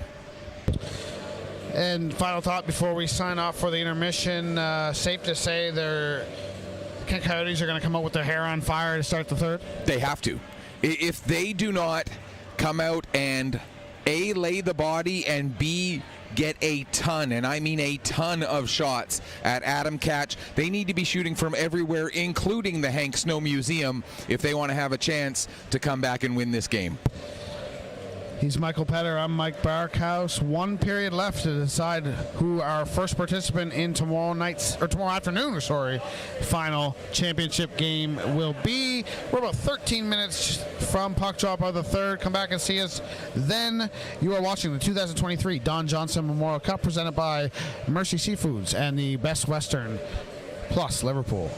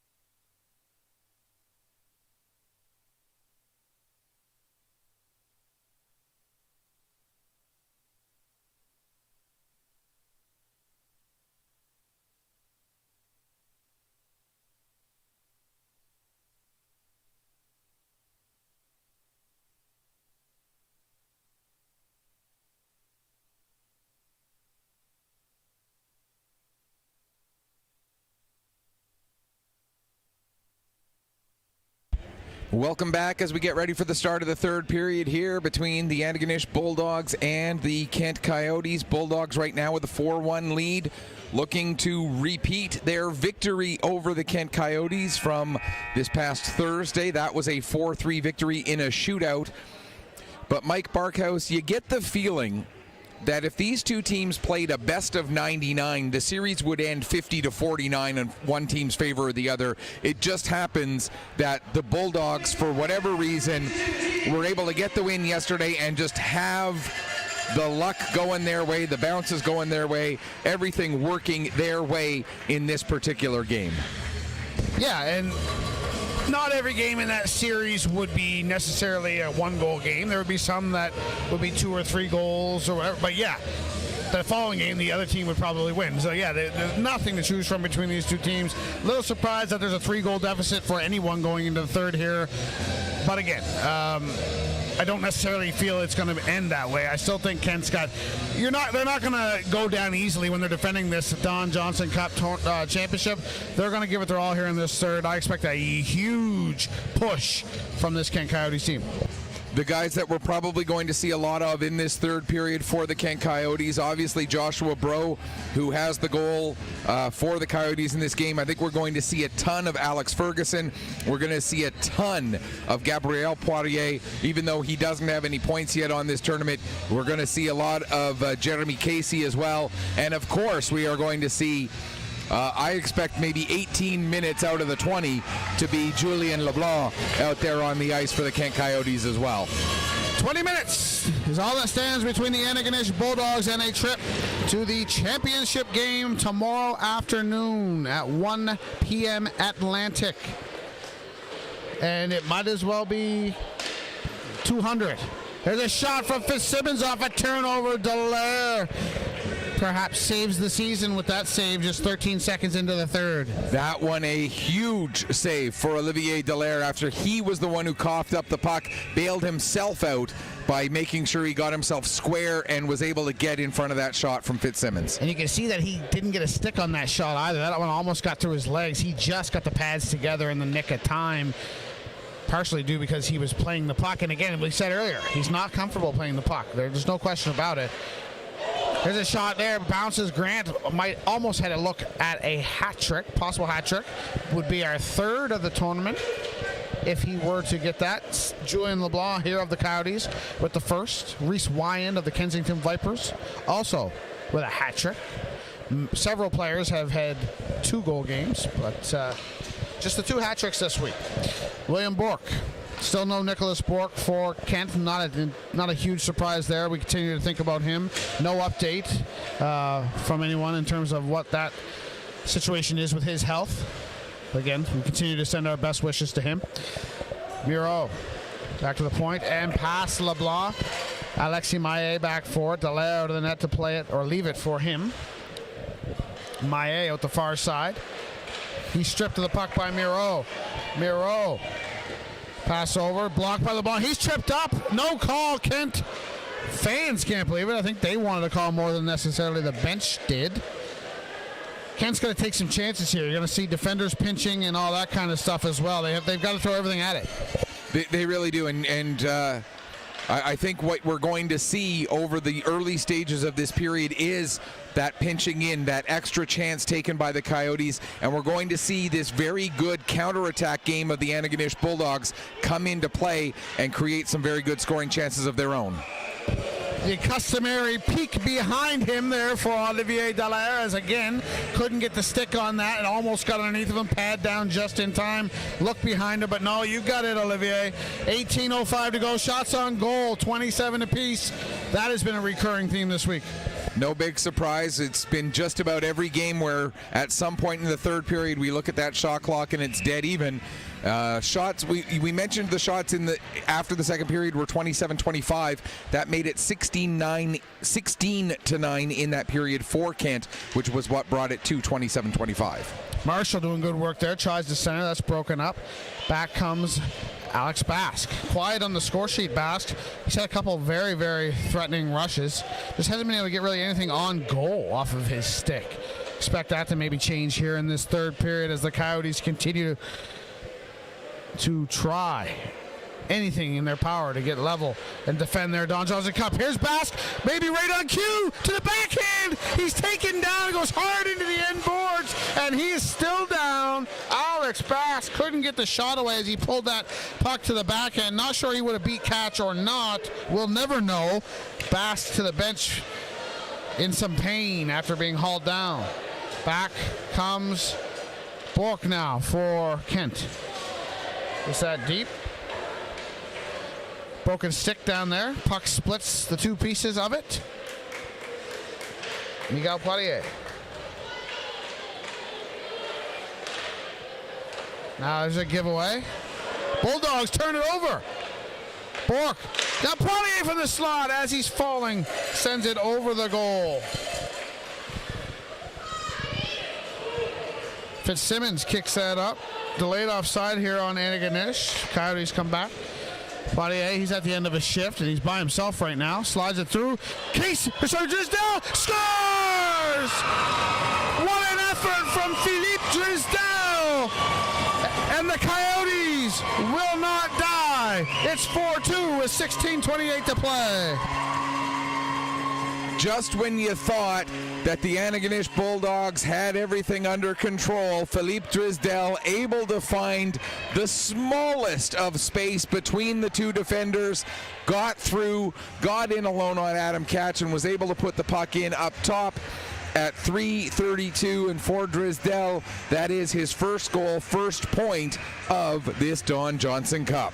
And that's why you can't quit on a play. Poirier was at the end of his shift, tired, by himself. Instead of just casually throwing the puck into the corner, he stopped and waited. Drisdale coming from the bench and got into the play, took the pass and made a play, made something happen out of nothing. That's what you need. You can't be casual right now. 4 minutes into the third, still down 2. Miguel Poirier gets the only assist on that goal. Now here's another chance. Casey whacking away. Catch gets down low and keeps that out. Now we're going to get a penalty to the Coyotes for a hit to the head. Looks like it. Samuel Roy heading to the box. This is not what the Coyotes need in their comeback bid, and now their fans voice their displeasure with the officials. That one, it has the potential to be a real momentum killer, or it has the potential to actually help the Kent Coyotes if they're able to kill it off.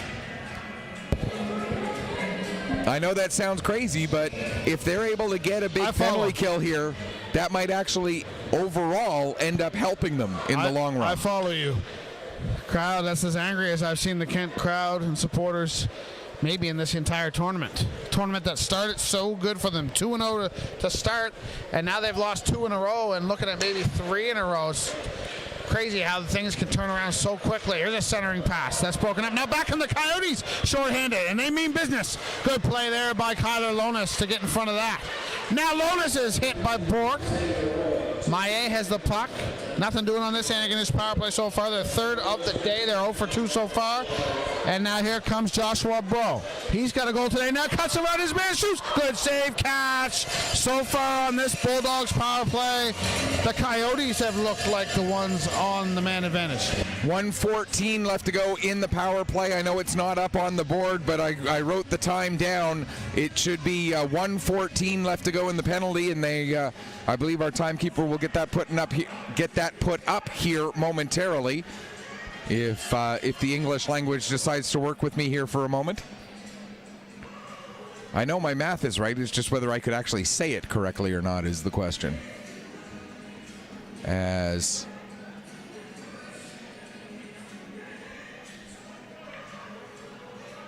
delay here before we get the draw away. Not sure what this is about. It's because the penalty isn't up on the board yet. It should be up there with 1:14 left to go in the penalty. They're having some issues with the clock down there getting that penalty put up on the board. We got you here. We don't need to. You just yell down when it's time to. You got it written down. Yeah, it's 1:14 left in the penalty is what it is. 1:14 left. 1. There we go. Now it's up there. Hey. And as usual, you are bang on right to the second. Sorry. I teach math. Face off to the right of Catch. I don't get to tell you how much time's left in the Samuel Roy minor. Munro controls off the draw. So that's not Munro, that's Fleming. It was a 20 out of 10. Now the Coyotes clear it down. Catch out of the net, leaves it for Owen Fleming. Under a minute to go in the Bulldogs power play. Roy already on his feet in that penalty box. He's anxious to get out. He's hoping he has to get out with speed and not just a casual stroll across because the puck's in the back of the net. Here comes Armstrong. Baldwin, Lorette. From a tough angle, right on Dallaire. Had to be sharp there. Now some light pushing. Nothing major going on in front of Dallaire. 35 seconds to go in the power play. Just enough to say, hey, we know you're getting a little too close to our goalie. Back up a bit. Everything will be fine. And the officials, a good non-call on anything in there because it really was just milling around. Nothing too serious. 35 seconds left in the penalty. Everything's going to be fine for somebody. That I can promise. In about 14 and a half minutes or more. Gould now joining us late. Change is permitted. Actually, rejoining. He got all the way to the bench and then was told, no, you got to stay out. You got to come back out here. We're a man short. Bulldogs win the draw, but lose it, and Gould sends it to the length of the ice. Under 30 seconds to go now. His catch pulls it to his forehand. And had to be sharp to avoid Miguel Poirier's forecheck. Fleming up ice with 15 seconds to go in the Bulldogs power play. Drops it for Baldwin. Shot. That sails wide. Munro keeps it in here at the near point. 5 seconds to go. Munro shoots. Blocker saved. Now Gould. If he would have took an extra second and waited, he could have waited for Roy to emerge. But again, that's one of those processing things that it's easy to say up here, but when you're down in the thick of it, it's a little different. Now Lorette fires one from a tough angle. That goes over the goal. McGraw sends it down low. Stop there. Now Gould on the far side. Flips this over the outstretched hand of Ethan Tulin. McGraw gets it to Zach Stewart. Stewart looked like he was going to go partner pass, but there was no partner. That was the only component missing. Nicholas Bastarache. 32-30. The shots on goal in favor of the Coyotes. Catch with another solid outing in the Antigonish net. Tulin cuts to the middle. He's outnumbered though, so he'll send that softly in. Dallaire makes an easy save. Ferguson waits for it here on the near boards. A reminder that semifinal number 2 is coming up at 7:30 Atlantic. It's the first place Kensington Vipers, the champions of Prince Edward Island, against the host team, the Liverpool Privateers. It's going to be a raucous building here tonight, and I'm here for it. Arsenault, the turret's going to be jam-packed and loud. Here's Arsenault trying to get over to Ferguson. Puck is loose, and I think Koch had to make a save off of his own player there. Yes, he did. It went off the skate of... couldn't tell if it went off of McGraw's skate or if it went off of Doherty's skate, but whoever it was, it went back to Catch. He had to make a second save and now makes another one. And you can see the Coyotes are firing, just like you said, from anywhere now as desperation really starts to set in. 12:29 to go in the third. And I think, unfortunately for the Coyotes, as counterintuitive as this sounds, the more they shoot, the better it ends up being for Adam Catch, because he's a guy who really likes a volume of shots. He likes to be busy all game. And so, yes, the Coyotes need to do that, and of course they need to do that, but it almost is going to work against them because Catch is going to just continue to be so dialed in and thrive on this pressure and thrive on this activity. Yeah, he's going to be a busy guy, though, the rest of the way, so let's hope for the Bulldogs' sake that what you just said is accurate. I think you're right, but they better hope, because that theory is going to be tested, I think. Here we go. Coyotes pull that puck out of the scrum and control. Maillet off the boards. Casey can't get to it. They keep it in, though. That would have been a glove pass. That's why Casey avoided that puck. It wasn't lack of effort. Maillet with it now. He's got two teammates over here. Finds one of them. Casey, that's Frederick. Tried to touch it to Jeremy, and now it's going the other way. Fitzsimmons, LeBlanc breaks away. Now look out. Ooh, that head. My anxiety went up there as LeBlanc crouched down and looked like Grant was going to throw a hit. That would have been ugly. Glad Grant peeled off there. Now Grant, 2 goals in this hockey game for the Antigonish captain. Sends one in, right on. Delaire's got it. And we'll have a face-off to his left with 11:30 to play in the third. Coyotes need 2. You talked a few moments ago about processing speed on a play when that penalty was coming to an end. Processing speed, the same factor that allowed Grant to make the right move there. He had enough time to process, see what was going on, knew it would have been a dangerous hit, and was able to hold back. Great job by Sam Grant to recognize the situation, process it properly, and make the correct play. Yeah, my spidey senses were really tingling on that one. I was really hoping that that's how the outcome would be. Here's Drisdell now. He's got the most recent Coyotes goal, and it was pretty. Now he takes a hit to the head. That one is definitely missed. That one was clear as day, and we had a better angle at it than the officials, to be fair, but that was as textbook a hit to the head as you get, and the Coyotes fans again voicing their frustrations with the officials. Yeah, from above you could see it very much more clearly than you probably could at ice level. And as fantastic as he has been, we unfortunately have to point out that it was Zachary Lorette who delivered that hit, and Lorette really should have gotten a penalty there. Sometimes when you got to be lucky to be good, and Lorette lucky there to be avoiding punishment. Now Fitzsimmons takes it off the jaw. That didn't miss by much over top of the Kent goal. Halfway mark of the third is approaching. This one is going to go for an icing. Man, I miss the days when the puck would go through the crease and icing would be negated. And I don't know. It's been a while now since that's been the case, but I totally missed. That's one of the new rules that I totally missed. I showed up at the rink one day, and all of a sudden you can put the puck through the crease on an icing. I missed the days when that would negate icing. Yeah, you know, you're that close to the net. The spirit of the rule was that, you know, the rule was the icing was waved off for the crease, and I'd love to see it back too. That one's sent off the side of the goal post on the backhand by Bastrach. You basically have goaltenders now sometimes huddled against the post like they're sheltering themselves from the cold on a bitter cold day, and then hoping the puck doesn't hit. Like, it's just silly. But anyway, enough about that. Cross. Coyotes coming close as we hit the 10-minute mark. 10 minutes to go. Bulldogs that close to a berth in tomorrow's championship game. Centering pass. Cedric Bastrach got a stick on that, but it didn't get on goal. Ferguson with a shot. Coyotes came from 2 behind against the Bulldogs in the round robin. Tied it with 45 seconds to go. Do we have a similar outcome brewing here? Shot there, blocked by Cross. Goes back to Leshaw. That shot doesn't get through. Bulldogs clear to the red line. And that's what you're going to see now a lot from the Bulldogs. Just dump the puck out, even at the expense of giving the puck and possession back to the Coyotes. Just get it out the best way you know how.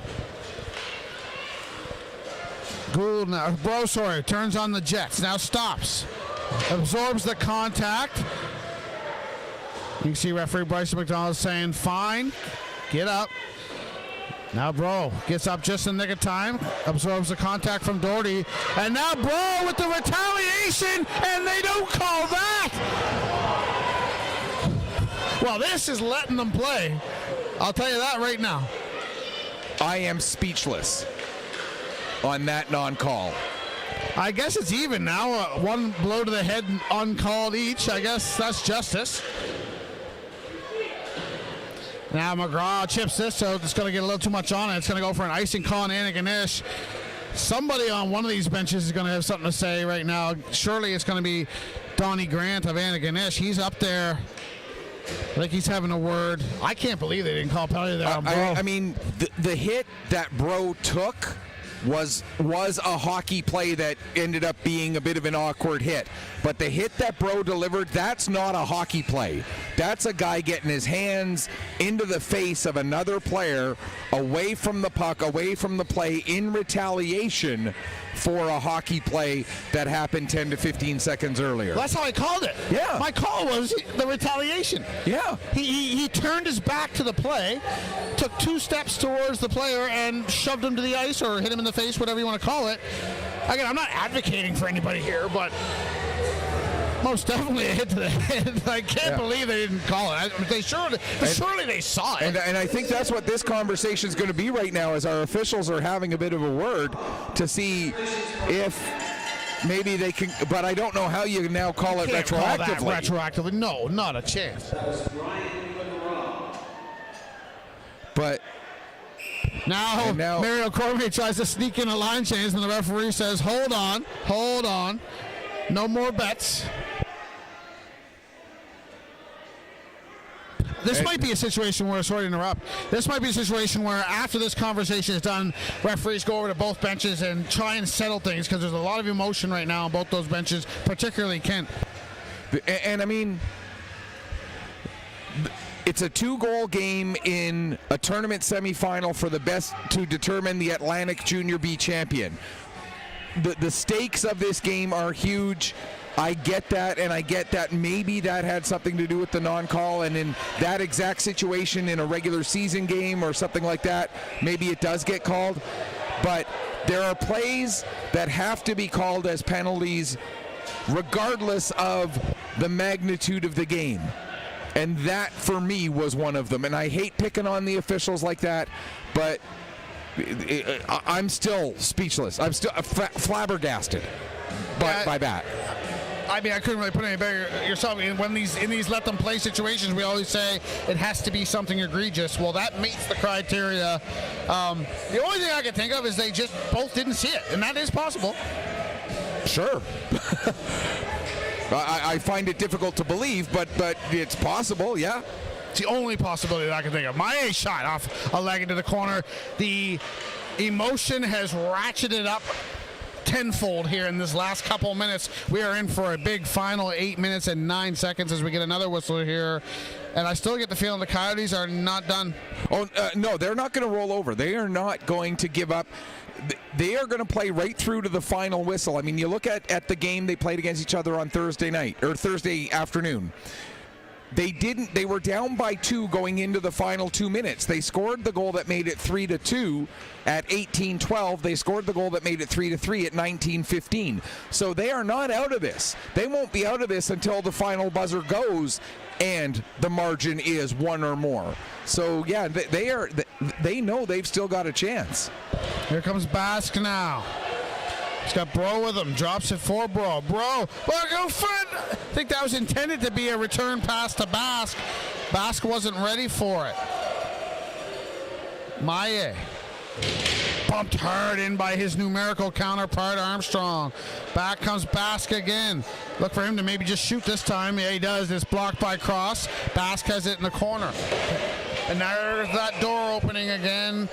That's probably the 4th or 5th time we've seen that this week. It looked like they were hammering at it earlier before today's game, but whatever they did didn't take.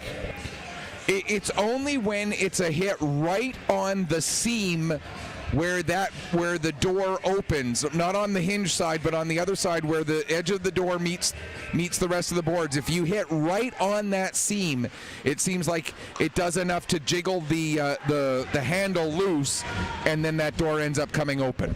That's a strange end period. So you got that issue on that end, and then in the far corner there, that doesn't fly open that door, but you the get puck some hits weird that part of the bounces. bottom dasher a certain way, and it almost does like a 90-degree turn. It's strange. And maybe it's the turret, the intimidation of the turret hanging over top of the head end. I don't know. Well, it's going to be much more intimidating tonight, I'll tell you that. That place is going to be lined, packed to the gills, as they say in this part of the world, with Liverpool Privateers fans.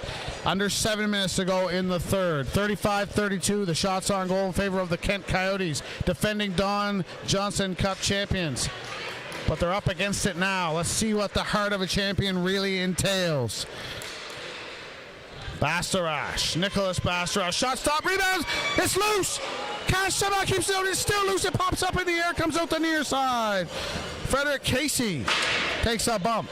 Nicholas Bastra shoots right on, and the traffic was kind of off to the right of Catch a bit, so he got a good view of that shot as it came in, scooped it with the glove, and it's still a 2-goal deficit with 6:19 to go. Adam Catch now with 36 saves on this game. That gives him on the tournament overall a grand total of 189 saves made through the tournament and given up just 14 goals. He's stopped 189 and he's given up 14 goals. That is an incredible goals against or save percentage for Adam Catch. Glove pass here. That's the reason for the whistle. When do you start considering pulling the goaltender here? Not yet. No. I'm saying you got to start to think about it. You got to start to think about it. I'm thinking 3.5. But I don't do it until I get offensive zone possession at this point. But around 3.5. What's the earliest that you would do it? 3.5. Fitzsimmons. Arsenault. Over to Bastra, shot right on. That hit Poirier in front. That almost looked like a passive save by Catch, but I think it hit Miguel Poirier as he crossed in front of Catch. I got to think there would have been more movement from Catch had that puck hit him. Fitzsimmons now slides this to Darren Waterman. 2 assists today for him. Does he have another on his stick? Fitzsimmons got Grant out in front and he overskates the puck. Grant's got the hot stick for the Bulldogs. 5.5 to go, so we're 2 minutes away from Michael Petter's earliest goaltender poll scenario. We'll see if you're simpatico with Mario Cormier. Now Marshall shies away from the contact with Miguel Poirier. Nicholas Bastrash plays it over here near side. Jeremy Casey waits for it. Bask. Really hard to believe Bask doesn't have a point today, the way he's played. He's been very, very good. Now LeBlanc can't get a hand to that as it's flipped out. Maillet over for it. Ahead to Julien LeBlanc. He might not come off the ice the rest of the way. Under 5 to go. That's a little silly, but it's probably not that far-fetched. He might come to the bench to sit and then get right back on the ice again after sitting for 5-10 seconds at the most. Gets that shot away, gloved and held by Catch. Now 41. We talked about it before. When it happened, the Coyotes used their timeout earlier, and I said it was a good time to use it, but it does mean that they now don't have it. I still say that it was a good time to take it when they took it. And that was the basis for the question. Yep. Thinking ahead. The shot on this draw for Kent versus Munro, won by the Bulldogs. Stewart behind his goal. This is to Armstrong. 4.5 minutes left in the third, and potentially the reign of the Kent Coyotes. Alex Ferguson now cuts the outside. Taken down. This is going to be a penalty. If they didn't call that, we riot. 4:16 to go. Coyotes to the power play. Does this change your 3:30 theory now that you're already a man up? No, because now that the Antigonish Bulldogs are shorthanded, if they get possession, they can fire the puck down the ice and it's not icing. That's all the more reason. I've never liked the idea of turning it into a 6-on-4 by pulling my goalie because of that. So that definitely for me doesn't change pulling my goalie. Delaire's communicating with the bench right now saying, let me know. And actually, I'll make this point on the stoppage. Here's Ferguson shoots. That's blocked by McDonald. Goes back to Ferguson in the corner. Delaire starting to creep out towards the hash marks. LeBlanc fans on the one-timer. That's the play they love to run and execute. LeBlanc shoots. That's off of Waterman. And he'll turn and good heads-up play to wait and kill some more clock. Now he'll send it in. Delaire plays this one. He had no choice there. Marshall doing good work down there. Now up comes Joshua Bro, the speedy one. 1 goal today. Be a good time for another if you're a Kent fan. Bass now centers too far for Ferguson. Now Dallaire way out of the net. He's definitely not comfortable now. He'll leave it for LeBlanc. 1 minute to go in the Kent power play. Actually, before this penalty possibly runs out, I should say credit to the Bulldogs. As good as this Kent power play unit is, they know it, we know it. There's Cedric Bassas, it's behind, catch, out the far side, and then with his back to the shooter, he keeps it out. Oh my goodness, Adam Catch doesn't even have to look at the shooter to stop the puck. But give Adam Catch a huge assist from Logan McGraw. Catch owes McGraw a beverage of McGraw's choice, depending on whether he's over 19 or not, after this game, because McGraw made that save on the line after Catch had that go through his legs. Yes, Catch made the next save, but McGraw was big in there after that puck snuck through, and we now do have the extra attacker out. 6-on-4 as the Kent net is empty. 25 seconds left, then it will be a 6-on-5. All hands on deck, as they say, for the Coyotes now, trying to defend their Don Johnson Cup. This one's going to get out, and now Marshall with the open net is in all loaded. He scores to ice it. 5-2 Bulldogs. Marshall and how important he is to this team because of what he does defensively. We see it there when he's out there. Kill. He was out there for about 1 minute and 25 of it, and he gets rewarded by getting the shorthanded. Those shooting lanes on the power play, wins one-on-one battles, and he's never won a bigger battle yet. First of the tournament for Marshall? It is indeed first goal and first point, and you and I have had pretty good runs of we mention a guy and then something good happens for him, and add Marshall to that list. Net is still empty for the Coyotes. They have no choice, really. Maye over to Casey, or back. I thought I was trying to make, but everything was happening. It should be commended, the Bulldogs, for staying power play, maybe the best power play in the tournament, and to only give them 2 opportunities on the power play today. Bulldogs. And I don't know if it got into our screen or not, but as Armstrong was coming off on a change here, huge hug for Marshall's first goal, first point. Like I said, great to see a guy, and there's a now.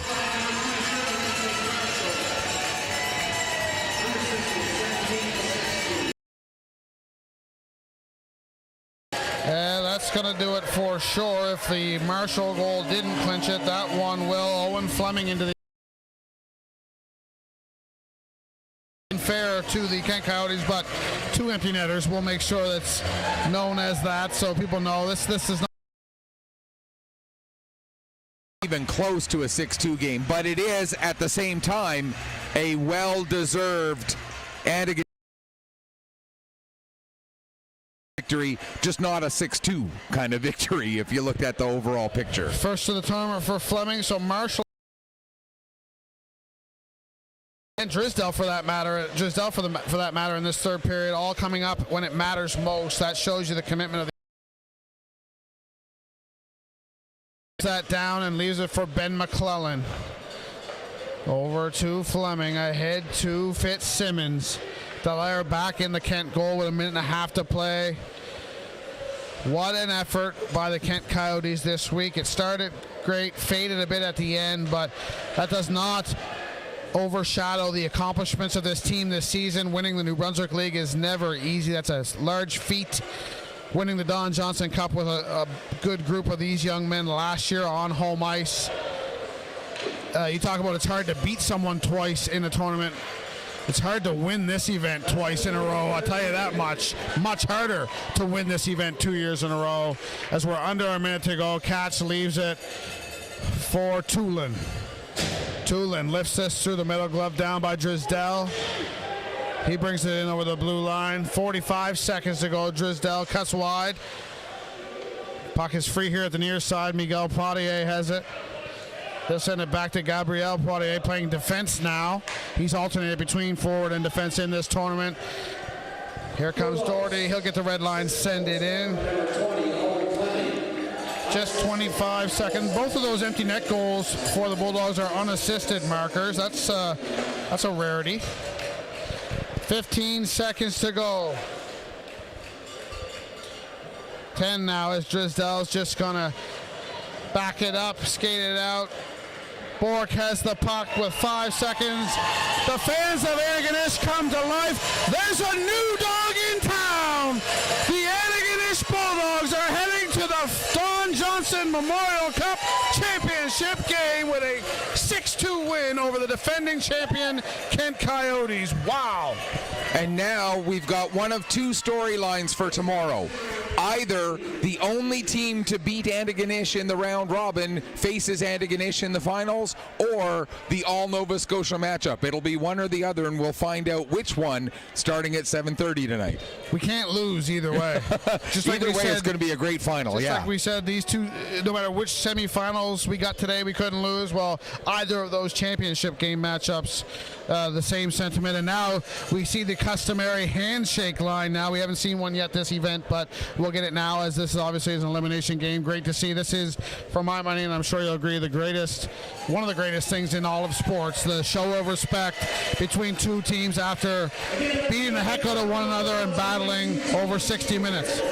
This is exactly one of the greatest moments in all of sports, to see that, yeah, you can beat the snot out of each other and still have that respect after the game, after the whistle, to have that handshake and have it be a genuine handshake of congratulations to one team and a genuine handshake of sentiment to the other for being a great opponent. And you mentioned it, but it bears repeating over and over and over again. These Kent Coyotes were great defending champions. They carried themselves well. They carried their entire province with incredible pride, and they deserve every accolade that is given to them for the work that they did to get into this semifinal. Unfortunately for them, today just was not their day.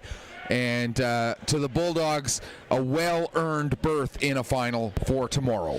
No one would have batted an eye or thought any different of this Kent Coyotes team if they didn't even get here. If they won the Don Johnson last year and, bowed out in their league playoffs. But the fact that they made another run, won the league, and then got here to try and defend the title, and then got all the way to the semifinals. You can't say enough about this Kent Coyote program. One of the best Junior B programs in Atlantic Canada. Joshua Bro, the player of the game for the Kent Coyotes. Well deserved. I really liked his game today. And now for your Antigonish Bulldogs, number 21, Sam Grant, the player of the game for the Bulldogs with 2 goals. I mean, Catch was in the conversation again. Oh, yeah, 42 saves. The other guy, and I know I'm sounding a bit like a broken record. If there were 3 stars, if it were a 3-star selection, yes, you got Adam Catch in there. If it was a 4-star selection, for me, I come back to Marshall. I love his game. I love the way he played, and the fact that he got rewarded with the empty net goal that really iced it. I look at him as one of the stars of this game as well, not only for getting that 1 goal, but because, an empty netter, okay, but for what he did on the defensive side of the puck as a forward all game long for this Bulldogs, all tournament long for these Bulldogs. Marshall is a guy you got to remember. He is a great defensive forward. Bulldogs fans that have been here all week, congratulations. We'll see you tomorrow. Bulldogs fans watching at home that are now going to make the trip up tomorrow, we'll see you tomorrow. Bulldogs fans that came here just today and are obviously going to come back tomorrow. Good luck getting a room. This place is jammed. It's going to be jammed tonight, and the word is going to spread that the Antigonish Bulldogs are in the championship game tomorrow afternoon against either the Kensington Vipers or the rival Liverpool Privateers. Who that will be, we'll find out in just a few short hours. We are now less than an hour and a half from puck drop of that second semifinal. So we think by 10 or so p.m. Atlantic time tonight, barring overtime, we'll know what the championship game is tomorrow, but it's going to be good either way. This was good, and just the continuation of a great week of hockey. This has been absolutely fantastic, and to the Kent Coyotes, one more time, a great tournament, a great run. Congratulations on your run. Unfortunately, ends up coming a little bit short, but for the Antigonish Bulldogs, you guys have at least 60 more minutes of hockey to play tomorrow at 1 o'clock.